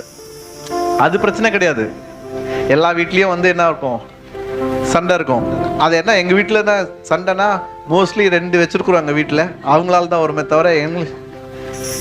ஸோ அது பிரச்சனை கிடையாது. எல்லாருமே குறை உள்ளவங்க தான், அது மேட்ரு கிடையாது. ஆனால் பேசிக்காக என் ஒய்ஃபை நான் ரொம்ப நேசிப்பேன், என் பிள்ளைங்களை நான் நேசிப்பேன். அதுக்காக அவங்களை திட்டாமலாம் இருக்க முடியாது. அதுக்காக நான் எல்லாத்தையும் அவங்க ப்ளீஸ் பண்ணிட்டு இருக்க முடியாது. அவங்களுக்கும் என்னை பிடிக்காம விடலாம், அது வேற. பட் பேசிக்காக எனக்கு என் குடும்பத்தை பிடிக்கும், என் குடும்பத்துக்கும் என்னை பிடிக்கும். அது ஒரு பெரிய ஆசீர்வாதம். ஸோ உங்களோட ஃபேமிலியை நீங்கள் ரெஸ்பெக்ட் பண்ணுங்கள். கற்றுக் கொடுத்த ஃபேமிலிக்காக நீங்கள் நன்றி சொல்லுங்கள். எத்தனையோ பேருக்கு நமக்கு கிடைச்ச உறவுகள் இல்லை, நமக்கு கிடைச்ச திருச்சபை இல்லை. உறவுனா வீட்டில் இருக்க மட்டும் கிடையாது, திருச்சபை ஒரு மிகப்பெரிய உறவு. சரிங்களா? திருச்சபையினுடைய உறவை நீங்கள் வேல்யூ பண்ணுங்க, திருச்சபையில் இருக்கிற உறவை ரெஸ்பெக்ட் பண்ணுங்க. அதுக்காக ஆண்டவர் ப்ரைஸ் பண்ணுங்க, அதுக்காக ஆண்டவருக்கு நன்றி சொல்லுங்க. சரி, அப்போ அந்த லவ் பார்த்தீங்கன்னா நாளடைவில் அது மாறுது. பைபிளில் ஆண்டவர் சொல்றாரு, வசனம் வாசிக்கும் நான் டைம் இல்லை, ரெவலேஷன்ல வெளிப்படுத்தின விசேஷம் 2வது அதிகாரம் 4வது வசனத்துல, ஆதியிலே நீ கொண்டிருந்த அன்பை விட்டாய், விட்டாய் என்று உன் பேர்ல எனக்கு குறைவு உண்டு. அப்போ அன்பு இல்லாட்டி ரொம்ப கஷ்டங்க. ஆண்டவர் வந்து எப்படி அந்த அன்பை எதிர்பார்க்கிறாருன்னு பார்த்தீங்கன்னா, அவர் எல்லாம் நமக்கு செஞ்சுட்டு அவர் திரும்ப எதிர்பார்க்கிறார். சாதாரண விஷயம் கிடையாதுங்க. இன்னைக்கு நீங்களும் நானும் சும்மா வந்து சாதாரணமாக நினைக்கிறோம் நம்ம வந்து ஆண்டவருக்குள்ளே வந்துட்டோம், ரட்சிக்கப்பட்டோன்னு. ஆனால் நீங்கள் மற்ற மதங்கள்லாம் பார்த்தாதான், மற்ற மதங்கள்லாம் படித்தாதான், மற்ற கடவுள் கோட்பாடுகள் அதெல்லாம் படிக்கும்போது தான் உங்களுக்கு தெரியும் நம்முடைய வேதம் எவ்வளோ மேன்மையானது, நம்முடைய ஆண்டவர் எவ்வளோ விசேஷித்தமானவர் அப்படின்னு சொல்லிட்டு. நம்ம ஆண்டவரை போல அன்பான ஆண்டவர் பார்க்கவே முடியாதுங்க, பார்க்கவே முடியாது. நீங்க சொல்லுங்க, உங்களில் எத்தனை பேர் தெரியாது? இப்போ என்னுடைய பாஸ்ட் எடுத்தீங்கன்னு வச்சுக்கோங்களேன், நான் ரட்சிக்கப்படுறதுக்கு முன்னாடி கேவலமான வேலைகள்லாம் பார்த்தாள். அப்படி இருக்கும்போது என்ன போய் ஆண்டவர் வந்து நீதிமான்னு சொல்றாரு, எப்படி சொல்ல முடியும் சொல்லுங்க? உங்களுக்கு புரியுற மாதிரி நான் சொல்றேன். இப்போ வந்து ஒரு குற்றவாளி இருக்கிறான், அவனை கொண்டு போய் கோர்ட்டில் நிறுத்துறாங்க, ஜட்ஜுக்கு முன்னாடி நிறுத்துறாங்க. அப்போ அந்த குற்றவாளி வந்து ஜட்ஜு முன்னாடி வந்து மன்னிப்பு கேட்குறான். ஜட்ஜி மனம் இறங்குறாரு. ஜட்ஜி என்ன பண்ணுறாரு, சரிப்பா உன் குற்றங்களெல்லாம் நான் மன்னிக்கிறேன் அப்படின்னு சொல்லி மன்னிச்சிடுறாரு. மன்னிக்கப்பட்டு அவன் வெளியில் வரான். அவன் குற்றம் செய்தவன் தான். ஜட்ஜி என்ன பண்ணுறாரு, அவருக்குள்ள அந்த பவரை யூஸ் பண்ணி அந்த குற்றவாளியை மன்னிக்கிறாரு. அவன் மன்னிச்சு வந்ததுக்கு அப்புறமேட்டும் அவன் யாருன்னு கேட்டிங்கன்னா, அவன் மன்னிக்கப்பட்ட ஒரு குற்றவாளி. அப்படிதான் அந்த சமுதாயம் சொல்லும். அவன் யாரு? மன்னிக்கப்பட்ட குற்றவாளி. அவன் ஒரு நாளும் நல்லவன் சொல்ல முடியாது. அவன் யாரு? அவன் திருடன் தான், ஆனா மன்னிக்கப்பட்ட திருடன். ஆனா உங்களுடைய ஆண்டவர், என்னுடைய ஆண்டவரும் நம்மளை ஒரு நாளும் வந்து நீ மன்னிக்கப்பட்ட பாவின்னு சொல்றதே கிடையாது. நீதிமான் சொல்றாருங்க, பரிசுத்தவான் சொல்றாருங்க. யாருங்க சொல்லுவா? யார் சொல்லுவா? இந்த உலகம் நமக்கு என்னைக்குமே அந்த பதவியை கொடுக்கவே கொடுக்காது. இன்னைக்கு நீங்கள் வந்து ஜெயிலில் தூக்கு தண்டனை, இந்த மாதிரி ஆயுள் தண்டனை, இந்த மாதிரி நீண்ட நாள் குற்றத்தில் இருக்கவங்க, நாளைக்கு சாவ போகிறவங்களெல்லாம் போய் கேட்டு பாருங்க, தண்டனைக்கு இருக்கவங்களா உங்களுக்கு வாழ்க்கையில் என்ன ஆசைன்னு கேட்டாங்கன்னா, எனக்கு இன்னும் ஒரே ஒரு வாய்ப்பு கிடச்சிதுன்னா நானும் நல்லவனா வாழ்வேன், என் வாழ்க்கையில் காணப்பட்ட எல்லாத்தையும் நீங்கள் அழிச்சு கொடுத்துருங்க, ஒரு ஸ்லேட்டில் அழிக்கிற மாதிரி அழிச்சிட்டிங்கன்னா ஒரு புது வாழ்க்கை எனக்கு தந்தீங்கன்னா நல்லாயிருக்கும். என் வாழ்க்கையை வாழ தெரியாமல் வாழ்ந்து இந்த நிலைமைக்கு வந்து நின்றுட்டேன். எத்தனையோ பேர் இருக்காங்கங்க, எத்தனையோ பேர் சின்ன வயசில் வழி தவறி போய் ப்ராஸ்டியூஷனில் போய் மாட்டின பெண்கள் இருக்கிறாங்க. சின்ன வயசுல வழி தவறி கஞ்சா விற்கிறதுக்கு அப்படி இப்படின்னு போயிட்டு ட்ராக் மாறி போன எத்தனையோ பேர் இருக்காங்க. அவங்களோட இருதயத்தின் ஏக்கெல்லாம் என்ன தெரியுங்களா, எனக்கு ஒரே ஒரு வாய்ப்பு, என் வாழ்க்கையில் நான் செய்த எல்லாத்தையும் வந்து அழிச்சு கிளீன் ஸ்லேட்டாக எனக்கு கொடுத்துக்கிட்டீங்கன்னாக்கா எனக்கு ரொம்ப நல்லா இருக்கும்னு ஆசைப்படுவாங்க. அதை கொடுக்குற ஒரே ஒரு தெய்வம் ஆண்டவராக இயேசு கிறிஸ்து.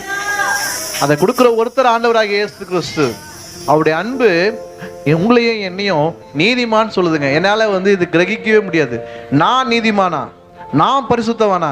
ஆமா மகனே நீதான் நீதிமான், ஆமா மகனே நீதான் பரிசுத்தவான். என்னுடைய நீதினால நான் நீதிமான் ஆகல, என்னுடைய பரிசுத்தத்தினால நான் பரிசுத்தமால. அவருடைய நீதி, அவருடைய பரிசுத்தம் நம்மளை பரிசுத்தவானாய் நீதிமானாய் நிறுத்திருக்கு இல்லையா? நம்ம சொந்தக்காரன் சொல்லுவானாங்க நம்மளை நீதிமான்னு. என் பழைய ஃப்ரெண்ட்ஸை கூப்பிட்டு என்ன சொல்லுங்க நான் நீதிமான்ட்டு. சொல்ல மாட்டாங்க. ஏண்டா நீ எல்லாம் எவ்வளோ கேவலமானாலும் இன்னைக்கு நீ வெள்ளை சட்டையை போட்டுட்டு நீ வந்து அப்படியே நீ எப்படா நீதிமான் ஆயிடுவ அப்படின்னு கேட்பாங்க. உலகம் ஒத்துக்க முடியாது. ஒத்துக்க முடியாதுன்றதோட உலகத்தால் புரிந்து கொள்ள முடியாது. எனக்கு தெரியும் நான் எப்படி நீதிமானானேன்ட்டு. எனக்கு தெரியும் அவருடைய அன்பு என்னை நீதிமானாக்குச்சு. என்னுடைய உலகத்துக்கு இது புரியல. உலகம் எப்படி பார்க்குதுன்னா, இவன் எப்படி இவ்வளோ கேவலமான செஞ்சுட்டு இவன் எப்படி நீதிமானானா? டே, நான் கிரியைகளினால நான் நீதிமானாலடா, அவருடைய அன்புனால நான் நீதிமான ஆயிட்டேன்டா. அது உனக்கு புரியாது, எனக்கு தான் புரியும். உனக்கு புரியணும்னா நீ ஒரு அன்புக்குள்ள வரணும். எத்தனை மேன்மையான அன்பு இது! அப்ப இவ்வளோ மேன்மையான அன்பை நம்ம அசட்டை பண்ணலாமா? சடங்காச்சாரியமா ஆக்கிடலாமா? சும்மா வந்து அவங்க கோயிலில் வந்து சாமியை சரணமையப்பான்னு பாடுற மாதிரி, இன்னொருத்துல போயிட்டு அவங்க சொல்ற மாதிரி நம்மளும் அதே மாதிரி வந்து இங்க அல்லேலூயா பாட்டு பாடிட்டு போனாக்கா அவங்களுக்கும் நமக்கும் வித்தியாசமே இல்லையே. அதுவும் நம்ம ஒண்ணு கிடையாதுங்க. நம்ம ஆராதிக்கிற ஒரு ஜீவனுள்ள தேவன், நம்ம ஆராதிக்கிற ஒரு வேற மாதிரியான கடவுளுங்க. அவர் நம்மளை அப்படி நேசிக்கிறவர். உலகம் நம்மளை வெறுத்த நாளையில அவர் நம்மளை நேசித்தவர். ஸோ அப்படிப்பட்ட தேவனுக்கு நம்ம ஒரு காரியத்தை செய்யும் போது எப்படி செய்யணும்? அன்பின் மிகுதினால செய்யணும். அப்போ முதல்ல நம்ம பார்த்தோம், கம்பல்ஷனால கட்டாயத்தினால ஒன்று செய்றீங்கன்னா அது செத்த கிரியை. அன்பில்லாம ஒரு காரியம் செய்றீங்களா, அதுவும் வந்து என்னது? செத்த கிரியை. இன்னைக்கு உலகத்தில் நிறைய பேர் செய்யறாங்க. என்ன, இந்த நல்ல நாளில் தான தர்மம் செய்யணும்னு சொல்லி செய்வாங்க. இன்னைக்கு கிறிஸ்டியன்ஸ் கூட நிறைய பேர் கிறிஸ்மஸ்க்காக 4 பேருக்கு நான் சாப்பாடு வாங்கி தரேன். சாப்பாடு வாங்கி கொடுக்கறது நல்ல கிரியை தான். உனக்குள்ள கிறிஸ்துவின் அன்பு இருந்துச்சா? நீங்க நிறைய பேர் செய்யற அன்பு இல்லாமே செய்வாங்க. புண்ணியம் வரும்னு செய்வான், மக்கள் 4 பேர் நல்லதா அவனை சொல்லணும்னு செய்வான். இந்த ரோட்ல நான் ஒரு பெரிய வீடு கட்டிட்டேன், எல்லாரும் என் வீட்டை பார்க்கணுன்றதுக்காக வீட்டு வாசல்ல ஒரு டப்பா வச்சு பிரியாணி கொடுப்பான். அது கிடையாது. அன்புனால செய்யறமா? அன்புனால செஞ்சீங்கன்னா நீங்க ஒரு பிஸ்கெட் பாக்கெட் வாங்கி கொடுத்தீங்கன்னா கூட தேவனுடைய பார்வையில அது நிறைவு உள்ளது. இல்லைன்னா நீங்க பிரியாணி போட்டாலும் அது செத்த கிரியை தான். அப்ப இது 2வது விஷயம் நம்ம பார்க்கிறோம். 3வது விஷயம் டைம் தான் பார்க்கிறோம். சரி, 3வது, ஆண்டவர் மேல ஒரு வைராக்கியத்தோட ஒரு விஷயத்தை செய்யணும். சில பேர் வந்து அறமனதோடு நிறைய விஷயங்கள் செய்வாங்க. இந்த அறமனதோடு செய்யறது வந்து ஆண்டவர் ஒரு நாளும் அங்கீகரிக்க போறது கிடையாது. உங்களுக்கும் சரி எனக்கும் சரி, எதை செய்தாலும் முழு இருதயத்தோடு, முழு ஆத்மாவோடும், முழு பலத்தோடும் அன்பு கூறுவாயாக. ஆண்டவர் எதிர்பார்க்கிறது ஃபுல்லா எதிர்பார்க்கிறார். இந்த உலகத்துல ஒரு பழமொழி சொல்லுவாங்க, something is better then nothing. ஒண்ணுமே இல்லாததுக்கு ஏதோ இருக்கிறது பரவாயில்ல. ஆனா ஆண்டவர் அப்படி சொல்லல. ஒண்ணுமே இல்லாததுக்கு ஏதோ இருக்கிறது பரவாயில்ல கிடையாது. நீ செஞ்சா முழுசா செய், இல்லைன்னா நீ செய்யாத. உலகத்துல something is better then nothing. ஆனா ஆண்டவருக்கு அது கிடையாது. உன்னுடைய எவ்ரி திங் எனக்கு வேணும், உன்னோட எல்லாமும் எனக்கு வேணும். உன்னோட எல்லாம்னா உன்னுடைய முழு இருதயமே எனக்கு வேணும். முழு இருதயத்தோட வரலையா எனக்கு வேண்டாது. அப்போ நம்ம இன்னைக்கு நிறைய விஷயங்கள் வந்து முழு இருதயமாவே இருக்காது. சில நேரத்துல வந்துட்டு ஒரு ப்ரேயர் மீட்டிங்ல இருப்போம், முழு இருதயத்தோட அதுல பார்ட்டிசிபேட் பண்ண மாட்டோம். ஒரு ஊழியத்துல இருப்போம், முழு இருதயத்தோட அது பண்ண முடியாது. ஏன்னா அந்த சிஸ்டருக்கும் நமக்கும் செட் ஆகாது பிரதர். அந்த பிரதர் ஒரு மாதிரி, முழு இருதயம் வராது, ஒரு மனம் வராது. அப்ப அந்த அதுல செஞ்சு சேர்ந்து செய்யறதுல ஒரு பிரயோஜனமும் கிடையாது. ஒரு சடங்காச்சாரியமா ஒரு விஷயத்த எல்லாரும் செய்யறாங்களே நம்மளும் செய்யணும். செய்யலைன்னா நம்மள ஒரு மாதிரி நினைப்பாங்க. சர்ச்சில் எல்லாரும் பார்ட்டிசிபேட் பண்றாங்க, நம்மளும் பார்ட்டிசிபேட் பண்ணணும். செய்யலைன்னா நம்மள ஒரு மாதிரி நினைப்பாங்க. இதுக்காக ஒரு விஷயத்த செஞ்சீங்கன்னா அது பார்க்கறதுக்கு நல்ல கிரியை, ஆனால் தேவனுடைய பார்வையில அது நிறைவானது கிடையாது. அப்போ திரும்ப ஒரு வாட்டி நம்ம ரீகலெக்ட் பண்றோம். என்னெல்லாம் பார்க்குறோம்? கட்டாயத்தின் பேர்ல செய்றீங்களா, நிர்பந்தமா செய்றீங்களா, அதை ஆண்டவர் அங்கீகரிக்க மாட்டாரு. அன்பில்லாம செய்றீங்களா, அதை ஆண்டவர் அங்கீகரிக்க போறதில்லை. இல்ல அற மனதோட செய்றீங்களா, அதை ஆண்டவர் அங்கீகரிக்க போறதில்லை. எதை செஞ்சாலுங்க, ஈவன் அல்லேலூயான்னு சொன்னா கூட அதை வந்து உணர்ந்து ஒரு மீன் பண்ணி சொல்லணும். இன்னைக்கு நான் அதை கிரிட்டிசைஸ் பண்ணல, ஆனா நான் வந்து அதை சொல்றேன். இப்போ வந்து நம்மளுடைய சில பேருக்கு அது பழக்கமாயிருச்சு, அதனால ஒன்றும் கிடையாது. ஆனா நான் சொல்றேன், சில பேர் என்ன சொல்லுவாங்க, அல்லேலூயா அல்லேலூயா அல்லேலூயா அல்லேலூயா அல்லேலூயா அல்லேலூயா அல்லேலூயா பண்றாங்களா? நீங்க 1000 அல்லேலூயா கூட சொல்லுங்க, ஆனா 1000 வாட்டியுமே நான் உள்ளத்துல இருந்து அதை மீன் பண்ணி தான் நான் சொன்னேனாக்கா நீங்க 10,000 வாட்டி அல்லேலூயா அல்லேலூயான்னு சொன்னாலும் தப்பு கிடையாது. ஆனா நீங்க அல்லேலூயான்னு சொல்ற பிராக்டிஸ்னால நான் அல்லேலூயா சொல்றேன்னா அந்த அல்லேலூயாக்கு என்ன வேல்யூ இருக்கு? புரியுதுங்களா? அப்ப நம்ம செய்யற ஒவ்வொரு விஷயத்தையும் நிதானிக்கணும். அல்லேலூயா அல்லேலூயா ஆண்டவரே, அல்லேலூயா அல்லேலூயா ஆண்டவரே, அல்லேலூயா அல்லேலூயா ஆண்டவரே சொல்லுங்க. நீங்க 1,00,000 வாட்டி கூட சொல்லுங்க. 1,00,000 வாட்டி நான் அல்லேலூயாவை வந்து நான் உணர்ந்து ஆண்டவருக்காக சொன்னேனே, நீங்க 10,00,000 வாட்டி கூட சொல்லுங்க, தப்பே கிடையாது. ஏங்க இப்படி இவ்வளவு வாட்டி சொல்றீங்கன்னு கேட்டாங்கன்னா, நான் 1000 வாட்டி சொன்னாலும் நான் உணர்ந்து சொல்றேங்கன்னு சொல்லுங்க, தப்பு கிடையாது. ஆனா அது ஒரு பிராக்டிஸ் ஆயிடுச்சு பிரதர், சடங்காச்சாரியமா சொல்றேன். அல்லேலூயா அல்லேலூயா கேக்குதா? அல்லேலூயா மைக் டெஸ்டிங்க்கு அல்லேலூயா வரும் இல்லையா? அல்லேலூயா அல்லேலூயா தப்பு கிடையாது டெஸ்ட் பண்றது. பட் நான் சொல்றேன், எதை செஞ்சாலும் உணர்ந்து செய்யறோமா, உள்ளத்துல இருந்து சொல்றோமா? அந்த இன்னைக்கு என்ன ஆயிடுச்சுன்னா ஒரு டெம்ப்ளேட் ஜெபம் ஆயிடுச்சு. டெம்ப்ளேட் இருக்கு, எல்லாத்துக்குமே ஒரு டெம்ப்ளேட் இருக்கு. வந்து ஒருத்தர் வியாதியஸ்தருக்காக ஜெபிங்க அப்படின்னு சொன்னாங்கன்னா அதுக்கு ஒரு டெம்ப்ளேட் இருக்கு. ஆண்டவரே பேதுருடைய மாமியை சுகமாக்கின நீர், அது ஒரு டெம்ப்ளேட் வந்துருச்சு. வசனத்தை சொல்லி ஜெபம் பண்றது நல்லது. நான் சொல்றது எல்லாத்துக்குமே ஒரு நூல் அளவு தான் வித்தியாசம் இருக்கும், அதனால நீங்க தவறா புரிஞ்சிக்க கூடாது.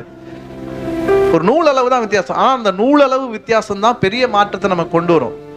சரிங்களா? அப்ப வசனத்தை சொல்லி ஜெபிக்கிறது தப்பு கிடையாது, அப்படி ஜெபிக்கிறது ரொம்ப நல்லது. ஆனா அந்த வசனத்தை நீங்க வந்து ஒரு சடங்காச்சாரியமா சொல்றீங்களா, அதை உண்மையிலே மீன் பண்ணி உணர்ந்து சொல்றீங்களா, அதுதான் முக்கியம். பழக்கமாயிருச்சு அப்படின்றதுனால ஒரு ஜெபம் வரக்கூடாது. அது நான் ஆண்டவரோட பேசிக்கிட்டு இருக்கிறேன் அப்படின்ற மாதிரி வந்துச்சுன்னா அது ரொம்ப நல்லதுன்னு நான் சொல்றேன். கோர்வையா அப்படி பண்ணணும்ன்றது கிடையாது. கோர்வையா வந்ததுனால இதுல இது கரெக்ட் அது தப்புன்னு சொல்றது ஒண்ணுமே கிடையாது. இந்த ஜெப பேட்டர்ன் கரெக்ட், இந்த மாதிரி ஜெபிக்கிறது தப்பு அப்படி கிடையாது. இப்படி வந்து வர்ஷிப் பண்றது கரெக்ட், இப்படி பண்றது தப்பு அப்படி கிடையாது. பாயிண்ட் என்ன, ஆவியோடும் உண்மையோடும் செய்றீங்களா? நீங்க எந்த பேட்டர்ன்ல வேணாலும் ப்ரேயர் பண்ணுங்க, எந்த பேட்டர்ன்ல வேணாலும் வர்ஷிப் பண்ணுங்க. ஆண்டவர் என்ன பார்ப்பாரு இதுல? ஆவியோடும் உண்மையோடும். அப்ப நீங்க தான் அதை நிதானிச்சு பார்க்கணும். நீங்க ஒரு ஜெப குறிப்புக்காக ஜெபம் பண்றீங்களா, அந்த ஜெப குறிப்புல நான் ஆவியோடும் உண்மையோடும் அதை பண்ணனா நீங்க எப்படி வேணாலும் பண்ணிக்கங்க. ஆனா அது பண்ணாம நீங்க எவ்வளவு வார்த்தைகளை அழகா போட்டு ஜெபம் பண்ணாலும், அழகா அதுக்கு மேட்சிங்கா வசனங்களை கோர்த்து ஜெபம் பண்ணாலும் அதுல என்ன பயன் இருக்கு? பார்க்குறவங்களுக்கு அது நல்லா இருக்கலாம், ஆனால் அதுல பயன் என்ன? பயன் கிடையாது. அப்ப நான் சொல்ற பாயிண்ட் புரியுதுங்களா? அப்ப எதை செய்தாலும் உள்ளத்தின் ஆழத்துல இருந்து உணர்ந்தவர்களா அதை நம்ம செய்ய வேண்டியிருக்கு. அப்புறம் இன்னும் நிறைய பாயிண்ட் இருக்கு, நான் டைம் இல்லாததால் நான் முடிக்கிறேன். எதை செய்தாலும் விசுவாசத்தோடு செய்யணும். விசுவாசத்தோடு செய்யாத கிரியையும் செத்த கிரியை. சில பேர் வந்து நல்லா ப்ரேயர் பண்ணிட்டு போவாங்க, ஆனா அந்த ஃபெய்த்தே இருக்காது. அது கண்டிப்பா வந்து ஒரு பெரிய ப்ராப்ளம் தான். ஃபெய்த்தே இல்லாத ஒரு ப்ரேயர் இருக்கும். ஜப குறிப்பு கொடுத்தா 100 ஜப குறிப்பு கூட ப்ரேயர் பண்ணுவாங்க. நான் பார்த்துருக்கிறதுனால சொல்றேன். சகோதரிகள் கூட்டமாக இருக்கட்டும், எங்கேயாட்டும். ஏன் சகோதரர்கள் பண்ண மாட்டாங்களான்னு கேட்காதீங்க. மோஸ்ட்லி சகோதரர்கள் கூட்டம் கம்மியாக தான் இருக்கும். சகோதரர்கள் கூட்டமே கம்மியாக தான் இருக்கும். சகோதரிகள் பார்த்ததுனால சொல்றேன். 100 ஜப குறிப்புனா கூட சலிக்காம ஜெபம் பண்ணுவாங்க. ஆனா அது வந்து நடக்கும், கர்த்தர் செய்வாரு அப்படின்ற விசுவாசம் இருக்குமான்னு கேட்டிங்கன்னா அதில் மிகப்பெரிய கேள்விக்குறி இருக்கும். ஜெபம் பண்ணுவாங்க, சிஸ்டர் ஏன் வீட்டுக்காரருக்காக ஜெபம் பண்ணிக்கிங்க, அவர் டெய்லியும் குடிச்சிட்டு வந்து ஒரே பிரச்சனை பண்ணுறாரு அப்படின்வாங்க. இங்கே ப்ரேயர் பண்ணுவாங்க, வீட்டுக்கு போவாங்க. வீட்டுக்கு போட்டோன்னா அந்த ஆள் என்ன பண்ணிடுவார், குடிச்சிட்டு வந்துருப்பாரு. எனக்கு அப்பவே தெரியும் நீலாம் திருந்தவே மாட்டேன்னு, நீ என்ன பண்ண மாட்ட, நீ திருந்தவே மாட்டேன்னு எனக்கு அப்பவே தெரியும். அதான் அப்பவே தெரியுமே ஏன் ஜெபம் பண்ணீங்க? அப்ப திருந்துவாரு, கர்த்தர் மாற்றுவாருன்ற விசுவாசமே உங்களுக்கு இல்லாம ஏன் ஜெபம் பண்ணணும்? அப்ப நிறைய ஜெபங்கள் வந்துட்டு ஜெபம் பண்றோமே தவிர அது நடக்கணும்ன்றதோ இல்ல நடக்கும் கர்த்தர் செய்வாருன்னோ முழு நிச்சயமான விசுவாசமே இல்லை. ஆனா அந்த ஜெபம் நடக்கும், அந்த ஜெபத்தை செய்வோம். சரிங்களா? ஊழியத்துக்கு பாஸ்டர் கூப்பிடுறாரு, ட்ராக்ஸ் மினிஸ்ட்ரி செய்யலாம் வாங்க அப்படின்னா ட்ராக்ஸ் மினிஸ்ட்ரி கூப்பிடுறாருன்னு போவோம், கொடுப்போம். ஆனா அந்த ட்ராக்ஸ் மூலமா ஆண்டவர் கிரியை செய்வார், அது மூலமா ஒருத்தர் ரட்சிக்கப்படுவார், அந்த விசுவாசமே இருக்காது. கூப்பிட்டாருன்னு போயாச்சு. ஸோ அந்த மாதிரி நம்ம விசுவாசம் இல்லாம ஒரு கிரியை செய்கிறோம் அப்படின்னாக்கா அந்த கிரியையும் செத்த கிரியை. அப்போ இது வரைக்கும் நம்ம பார்த்ததெல்லாம். இன்னொன்று ஒரு விஷயம், மற்றவங்களை பிரியப்படுத்துறதுக்கு ஒரு 2-3 நிமிஷம், உங்களுக்கு எவ்வளோ நிமிஷம் எக்ஸ்ட்ரா எடுத்துட்டா ஓகே? இல்லை உங்கள் சர்ச்சுக்குன்னு ஒரு ஒழுங்கு இருக்கும் இல்லையா? ஸோ மேக்ஸிமம் வந்து ஒரு 5 minutes ஓகே. இன்னும் சில பிரச்சனை என்ன அப்படின்னு பார்த்தீங்கன்னா, மற்றவங்களை பிரியப்படுத்துறதுக்காக சில கிரியைகள், அது இல்லாமல் மற்றவங்களை பார்த்து சில கிரியைகள், காப்பி அடிக்கிறது. இப்போ பாஸ்டர் சொல்லுவார், இந்த பிரதர் வந்து சர்ச்சைக்கு ரட்சிக்கப்பட்ட நாள்லேருந்து சர்ச்சைக்கு வந்து கரெக்டாக வருவாங்க, இந்த ஃபேமிலி அதிகாலை ஜெபத்துக்கு கரெக்டாக வருவாங்க, வேதத்துக்கு வந்து முக்கியத்துவம் கொடுப்பாங்க, பைபிள் ஸ்டடிக்கெலாம் கரெக்டாக வந்துடுவாங்க, இன்னைக்கு பாருங்கள் இவங்க வந்து நல்ல ஆசீர்வாதமாக இருக்கிறாங்க, இப்போ சொந்த வீடு வாங்கிட்டாங்க, இவர் பிரதிஷ்டை வச்சிருக்கிறாரு, எல்லாரும் வந்துடுங்க அப்படின்னு சொல்லுவாங்க. ஸோ அதுலேருந்து என்ன எடுத்துக்கிறது, அவரு கரெக்டாக மார்னிங் ப்ரேயருக்கு வந்துட்டாரு, பைபிள் ஸ்டடிக்கு வந்துட்டாரு, வீடு வாங்கிட்டாரு. அப்போ நம்மள மார்னிங் ப்ரேயரு பைபிள் ஸ்டடி போயிட்டா வீடு வாங்கிடலாம், அப்படியே காப்பி. இது நீங்க வந்து மார்னிங் ப்ரேயர் வர்றதும் பைபிள் ஸ்டடி வர்றதும் நல்லது, அதனால நீங்க வீடு வாங்குவீங்க, உண்மைதான். அது எப்படி அந்த ப்ராசஸ் நடக்கும்னா, அதை நீங்க ப்ரேயர் அட்டன் பண்ண கர்த்தருடைய வார்த்தைகள் நமக்குள்ள வர வர ஆண்டவர் நம்மளை புடமிடுவார், நம்மளை ஆராய்ஞ்சு பார்க்க உதவி செய்வார். சில காரியங்கள் நம்ம கலைந்து போட வேண்டிய காரியங்களை கலைந்து போட ஆரம்பிப்போம். அப்போ தடைப்பட்டு இருக்கிற ஆசீர்வாதங்கள் எல்லாம், அந்த தடைகள்லாம் நீங்கி ஆசீர்வாதங்கள் வந்து அப்படி ஒரு ரூட்ல நமக்கு ஒரு ஆசீர்வாதம் கிரியேட் ஆகும். இதெல்லாம் பார்க்கறது கிடையாது. நேரா அவங்க அளவு குத்துறாங்களா, நானும் அளவு குத்துவேன். அவங்க தீ மிதிச்சாங்களா, நாங்களும் தீ மிதிப்போம். அவங்க மொட்டை போட்டாங்களா திருப்பதிக்கு, நாங்களும் மொட்டை போடுவோம். அதே மாதிரி இவங்க இப்படி பண்ணாங்க, அதனால நானும் இப்படி பண்ணுவேன். அடுத்தவங்களை பார்த்து பண்றது, சரிங்களா? சில நேரத்தில் சில ஊழியங்களே அப்படிதான் பண்ணுவாங்க. அந்த ஊழியம் இப்படி ஆரம்பிச்சாங்க, அப்படியே வளர்ந்துருச்சு. அப்ப அதே மாதிரி நம்ம இப்படி பண்ணோம்னா அப்படி போய் அவங்களது வேற, நம்மளது வேற. ஃபார் எவ்ரி இண்டிவிஜுவல் கடவுள் வந்து God has a different plan for each and every individual. ஒரு தனிப்பட்ட நபர்களுக்கும் ஒரு தனித்தனி பிளான் வச்சிருக்கிறாரு. நம்ம யாரை மாதிரியும் மாற வேண்டிய அவசியமே கிடையாது. நம்ம வந்து அவரை மாதிரி மாறுறதுக்காக அழைக்கப்பட்டவங்க இல்லையா? அவரை மாதிரி மாறுறதுக்கு தான் அழைக்கப்பட்டவங்களை தவிர வேற யாரை மாதிரியும் மாறுறதுக்கு அழைக்கப்படலை. ஒருத்தருக்கு ஒன்று வரும், ஒருத்தருக்கு ஒன்று வராது. சில பேர் பார்த்துருக்கீங்களா, டிஜிஎஸ் ஐயா ஃபாலோ பண்ணவங்களாம் டிஜிஎஸ் மாதிரியே கண்ணை மூடி பிரசங்கம் பண்ணுவாங்க. ஏன்னா அப்படி பண்ணாக்கா ஆத்மா வந்துரும்ன்ட்டு. அப்படிலாம் கிடையாது. ஸோ எதையுமே பார்த்து இமிட்டேட் பண்ண வேண்டிய அவசியமே கிடையாது. நீங்களாவே இருங்க போதும். ஆண்டவருக்கு வந்துட்டு இப்படி சொல்லலாம், இந்த இடம் இருக்குன்னு வச்சுக்கோங்களேன், பாஸ்டரோட இடம் இருக்கு. இந்த இடத்தினுடைய ஒரிஜினல் காப்பி அவர் வீட்டு பத்திரம் அவர்கிட்ட இருக்குது, சரிங்களா? அசியும் இது ஒரு 1 கோடி ரூபான்னு வச்சுப்போம். இதோட ஒரிஜினல் காப்பி அவர் வச்சிருக்கிறாரு. இதோட ஜெராக்ஸ் காப்பி நான் வச்சிருக்கிறேன் ஒன்று. இன்னொன்று, எனக்கு சொந்தமாக ஒரு இடம் இருக்குது, அதோடைய ஒரிஜினல் காப்பி எனக்கு இருக்குது. அதோடைய மதிப்பு வந்து 50 லட்சம்னு வச்சுக்கோங்க. என்கிட்ட இருக்க இடத்தோட மதிப்பு எவ்வளோ? 50 லட்சம். அதோடைய ஒரிஜினல் என்கிட்ட இருக்கு. இவர்கிட்ட இருக்கிற இடம் என்ன இருக்கு? 1 கோடி. இதோடைய ஜெராக்ஸ் காப்பி என்கிட்ட இருக்கு. இப்போ என்கிட்ட என் இடத்தோட ஒரிஜினல் காப்பி ஒன்று இருக்கு, இவர் இடத்தோட ஜெராக்ஸ் காப்பி ஒன்று இருக்குது. என்கிட்ட இருக்கிற இந்த 2 இதில் எது எனக்கு உண்மையாலுமே வேல்யூ? ஒரிஜினல் 50 லட்சமா இருந்தாலும் அதுதான் வேல்யூ. இது ஜெராக்ஸ் காப்பி வச்சு ஒன்றும் பண்ண முடியாது. ஸோ நம்முடைய ஒரிஜினல் கொஞ்சமாக இருந்தாலும் அதுதான் வேல்யூ. இன்னொருத்தனுடைய டூப்ளிகேட்டாக இருக்கிறதோட நம்மளோட ஒரிஜினலாக இருக்கிறது தான் என்றைக்குமே பெஸ்ட்டு. ஆண்டவர் எதிர்பார்க்கிறது நம்முடைய ஒரிஜினலாக நம்ம என்னமோ அதுதான். நம்மளுடைய பார்வையில் அவங்க நம்மளோட மேலே, இவங்க நம்மளோட கீழே, அவங்களோட நம்ம பெட்டர், இவங்களோட அவங்க பெட்டர். கர்த்தரோட பார்வையில் யாருமே குறைவுள்ளவங்க தான். அவருடைய கிருபை தான் நம்மளை நிறைவாக காட்டுது. கம்பேர் பண்ணும்போது சொல்லிக்கலாம், அந்த பிரதரை விட நான் பரவாயில்ல அப்படின்னு சொல்லிக்கலாம், என்னை விட அவர் பரவாயில்லன்னு சொல்லிக்கலாம். இதெல்லாம் நமக்குள்ள இருக்க கம்பேரிசன் தான். எல்லாரும் ஒட்டுக்கா போய் ஆண்டுக்கு முன்னாடி நின்னோம்னாக்கா எல்லாருமே குறைவுள்ளவங்க தான். எல்லாரையும் நிறைவுள்ளவங்களா மாத்துறது அவருடைய கிருபை தான், அவருடைய இரக்கம் தான், அவருடைய தயவு தான் நம்மளை வந்து அப்லிஃப்ட் பண்ணதை தவிர மற்ற வேற ஒன்றுமே கிடையாது. ஸோ நம்ம யாரை பார்த்தும் காப்பி அடிக்க தேவையில்ல, யாரை பார்த்தும் இமிட்டேட் பண்ண தேவையில்ல, யாருக்காகவும் ஒன்று செய்யணும்னு அவசியமே கிடையாது. இப்படி செய்யலன்னா அவங்க அப்படி நினைச்சுப்பாங்க, அதுக்காக இதை செய்யற பண்ண வேண்டாம்.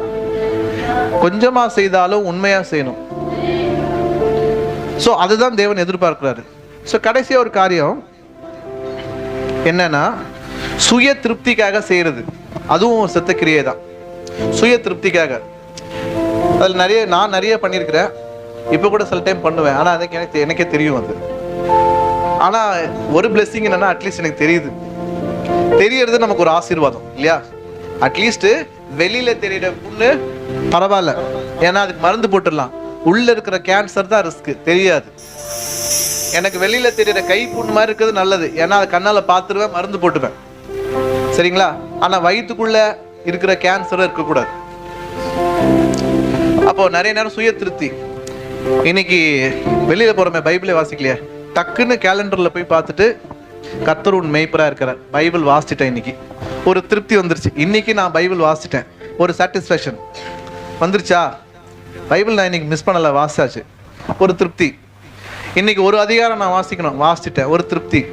இன்னைக்கு ஜெபம் பண்ண வேண்டியது நான் பண்ணிட்டேன், அப்போ ஒரு திருப்தி. அப்போ இன்னைக்கு நான் ஜெபம் பண்ணியாச்சு, பைபிள் வாசிச்சாச்சு, அவ்வளோதான். இன்னைக்கு ஆவிக்குரியவனா இருக்கிறேன் நான், அதுக்கு பாஸ் ஆயிட்டேன், டிக்கு நம்மளுக்கே ஒன்று போட்டுக்க வேண்டியதுதான். இந்த மாதம் தசமாக கொடுத்தாச்சு, டிக்கு. இந்த மாதத்துக்கு நான் ஆவிக்குரியவனா இருக்கிறேன், ஒரு டிக்கு போட்டுக்க வேண்டியதுதான். உபவாசம் ஜெபம் போயாச்சு, நைட் ப்ரேயர் போயாச்சு, நானும் ஆவிக்குரியவன் தான், ஒரு டிக்கு போட்டுக்க வேண்டியதுதான். இப்படி போட்டு நம்மளே திருப்திப்படுத்திக்கிட்டு இருந்தோம்னா கஷ்டம், சுய திருப்தி, சரிங்களா? ஐயோ இந்த மாதம் நம்ம யாருக்குமே காஸ்பலே சொல்லலையே. அங்கே இங்கே வாங்க, இயேசு உங்களுக்காக தான் சிலுவையில் அறையப்பட்டார் தெரியும்ல, அப்படின்னு ஒருத்தருக்கு காஸ்பலும் சொல்லியாச்சு, அவ்வளோதான், டிக்கு. ஸோ இந்த டிக் போடுறதுக்காக நம்ம ஒரு விஷயத்தை செய்கிறோம், நம்ம உள்ள திருப்திப்படுத்திக்கிறதுக்காக ஒரு விஷயத்தை செய்கிறோம்னா அது கூட ஆண்டவர் பறவையில நிறைவானது இல்லை. அட்லீஸ்ட் செய்கிறோம்னாக்கா அது வரைக்கும் சந்தோஷம்தான், அது கூட செய்யாமல் இருந்தானா ரொம்ப கஷ்டம். செய்கிறோன்னா ஓகே, பட் இதெல்லாம் நமக்கு படிப்படியாக தான் நம்ம வாழ்க்கையில் ஆண்டவர் மாற்றத்தை கொண்டு வர போறாரு. ஸோ நம்ம இப்படி இருக்கிறதுக்காக ஐயோ நான் நிறைய விஷயங்கள் இப்படி தானே இருக்கிறேன்னா வருத்தப்பட வேணாம், பரவாயில்ல. அட்லீஸ்ட் இன்னைக்கு நமக்கு தெரியுதுன்னா ஓகே, கடவுள் நமக்கு உதவி செய்திருக்கிறார், இன்னைக்கு நம்ம கிட்ட தெரியப்படுத்தி இருக்கிறாரு, அதை நம்ம மேற்கொள்ளணும், அவ்வளவுதான். நம்மளுடைய பலத்தினால ஒண்ணுமே பண்ண முடியாது. ஆனா நம்ம அதை விருப்பப்பட்டோம்னா நிச்சயமா ஆண்டவர் அதை செய்வார், சரிங்களா? சரி, அப்ப இன்னைக்கு இதோட நான் என்னுடைய இந்த செய்தி நம்ம முடிக்கிறோம். அப்போ இதுதான் இன்னைக்கு நம்ம ஆராய்ஞ்சு பார்க்க வேண்டியது. சுத்திகரிப்பு அப்படின்னாக்கா பாவங்களார சுத்திகரிக்கிறது மட்டும் கிடையாது, செத்த கிரியைகளார சுத்திகரிக்கிறோம். என்னென்ன பார்த்தோம்? கட்டாயத்தினால நீங்க ஒரு விஷயத்தை செய்றீங்கன்னா அது செத்த கிரியை, அன்பு இல்லாம செஞ்சீங்கன்னா செத்த கிரியை, விசுவாசம் இல்லாம செஞ்சீங்கன்னா அது செத்த கிரியை, சுயத்தை திருப்திப்படுத்திக்கிறதுக்காக செஞ்சீங்கன்னா செத்த கிரியை, மற்றவங்களை பார்த்து காப்பீடு செய்றீங்க அப்படின்னா, இல்லை மற்றவங்களை பிரியப்படுத்துறதுக்காக செய்றீங்கன்னா இதெல்லாம் செத்த கிரியை. அப்போ இந்த காரியங்கள் எல்லாவற்றிலிருந்து நிச்சயமா ஆண்டவர் நமக்கு உதவி செய்வார், வெளியே வருவதற்கு உதவி செய்வார். இதெல்லாம் சுத்திகரிச்சுட்டு நம்ம அடுத்த லெவலுக்கு போயிடணும். நம்மகிட்ட என்னைக்குமே எவ்வளவு சுத்திகரிப்பு பண்ணாலுமே கிறிஸ்துவ வாழ்க்கை அப்படிங்கிறதே ஒரு ப்ராக்ரஸிவ் க்ரோத். இன்னையோட நாளைக்கு பெட்டரா இருப்போம், நாளையோட நாளைக்கு பெட்டரா இருக்கிறது தான். கடைசி வரைக்கும் நம்ம சாவுக்கு போறதுக்கு முன்னாடி நாள் வரைக்கும், முன்னாடி நிமிஷம் வரைக்கும் நமக்கு சுத்திகரிப்பு தேவை. ஏதோ இந்த சுத்திகரிப்பு கூட்டத்தில் வந்துட்டோம், நமக்கு சுத்திகரிப்பு முடிஞ்சிருச்சு, நம்ம பெட்டர் ஆகிட்டோன்றது கிடையாது. பெட்டர் ஆக இன்னும் பெட்டர் ஆகிட்டே தான் போகணும். அப்போ இந்த வீடு இந்த இந்த இடம் வச்சுப்போமே, இந்த வீடு இந்த இடம் ஒரு ரூம்னு வச்சுப்போம், இதில் பூரா ஒற்றையுமா தூசுமா இருக்குன்னு வச்சுக்கோங்க. வெளியில் ஃபர்ஸ்ட் டைம் இந்த வீடை பார்க்கும்போது உங்களுக்கு தெரியும், இவ்வளோ ஒற்றை இவ்வளோ குப்பையாக இருக்குதுன்னு சொல்லி பார்த்த உடனே இந்த குப்பை கண்ணுக்கு தெரியும். அது எல்லாத்தையும் க்ளீன் பண்ணி முடிச்சிட்டிங்கன்னு வச்சுக்கோங்களேன், அப்புறமா நல்லா க்ளீன் ஆயிடுச்சுன்னு பார்த்தீங்கன்னா இந்த ஜன்னல் ஓரம் அந்த ரிம்லலாம் குப்பை தெரியும், மண் இருக்கும். அப்புறம் அதை நீங்கள் க்ளீன் பண்ணி முடிச்சிட்டிங்கன்னு வச்சுக்கோங்களேன், இந்த இடத்துல இருக்கிற அழுக்கெல்லாம் தெரியும். ஸோ நீங்கள் க்ளீன் பண்ண உங்களுக்கு மைன்யூட்டாக இருக்கிற அங்கங்கே இருக்கிற அழுக்கெல்லாம் தெரியும். எல்லாத்தையும் க்ளீன் பண்ணி முடிச்சிட்டிங்கன்னு நினச்சிங்கன்னா கூட இந்த ஜன்னலை திறந்தீங்கன்னு வச்சுக்கோங்களேன், சூரிய ஒளி படும்போது இங்கே எக்கச்சக்கமான தூசி குப்பை பறக்கிறது உங்களுக்கு தெரியும். கரெக்டுங்களா? அப்போது நம்மளோட கிறிஸ்டியன் லைஃப்மே அப்படி தான். நம்ம க்ளீன் பண்ணி முடிச்சிட்டோன்னு நினைக்கவே முடியாது. நம்ம க்ளீன் பண்ண இன்னும் ஆண்டவர் என்ன பண்ணுவாருன்னா இன்னும் நமக்குள்ள இருக்கிற காரியங்களை எடுத்து காட்டிகிட்டே தான் இருப்பாரு.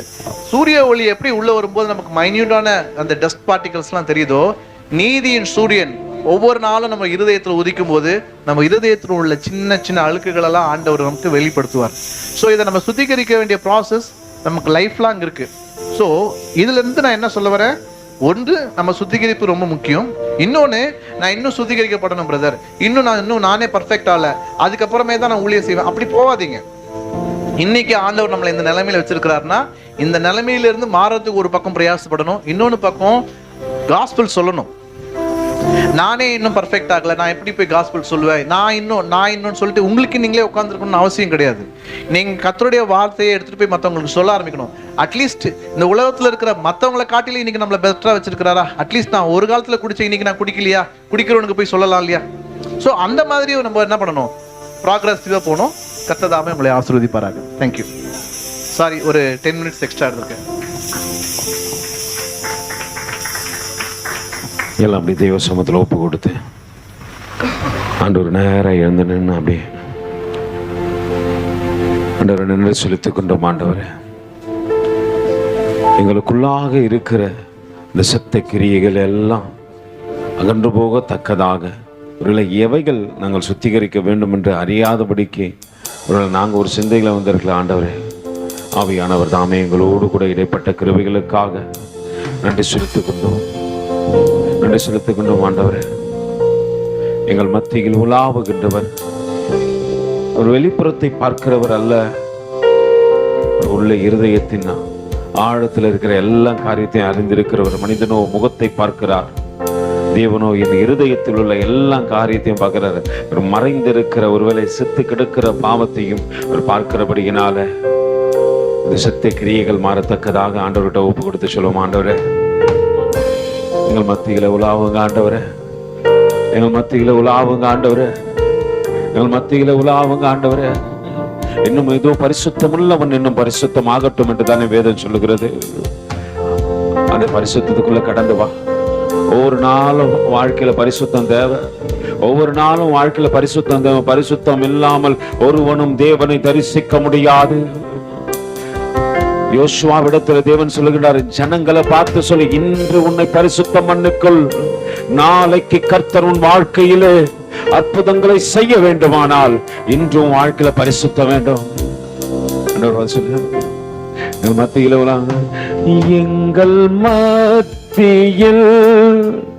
ஊழாவிடும் எங்களோடென்று வாசம் செய்யும். ஓ, எங்கள் மத்தியில் ஊழாவிடும் எங்களோடென்று. எங்க குடும்பத்துல அவங்க ஆண்டவரே, எங்கள் குடும்பத்தில் ஊழாவிடும்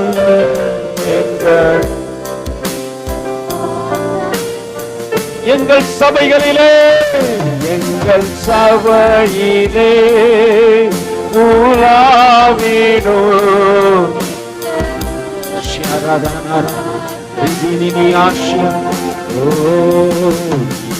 மனுஷர்கள் மத்தியில் வாசம் செய்பவர் எங்கள் நடுவிலே வசித்திட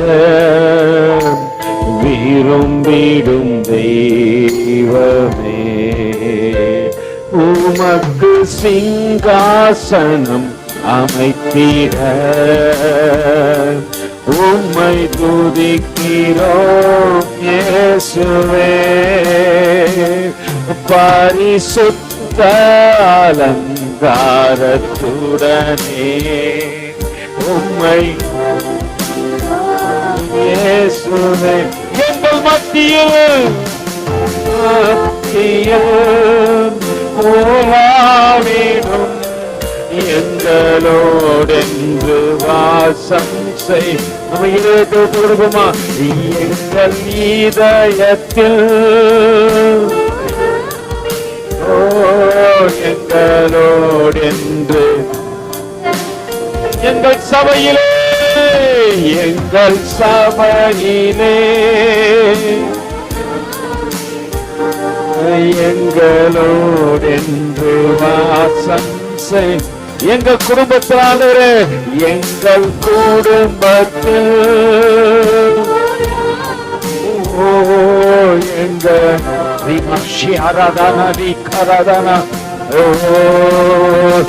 எங்கள் மத்தியில்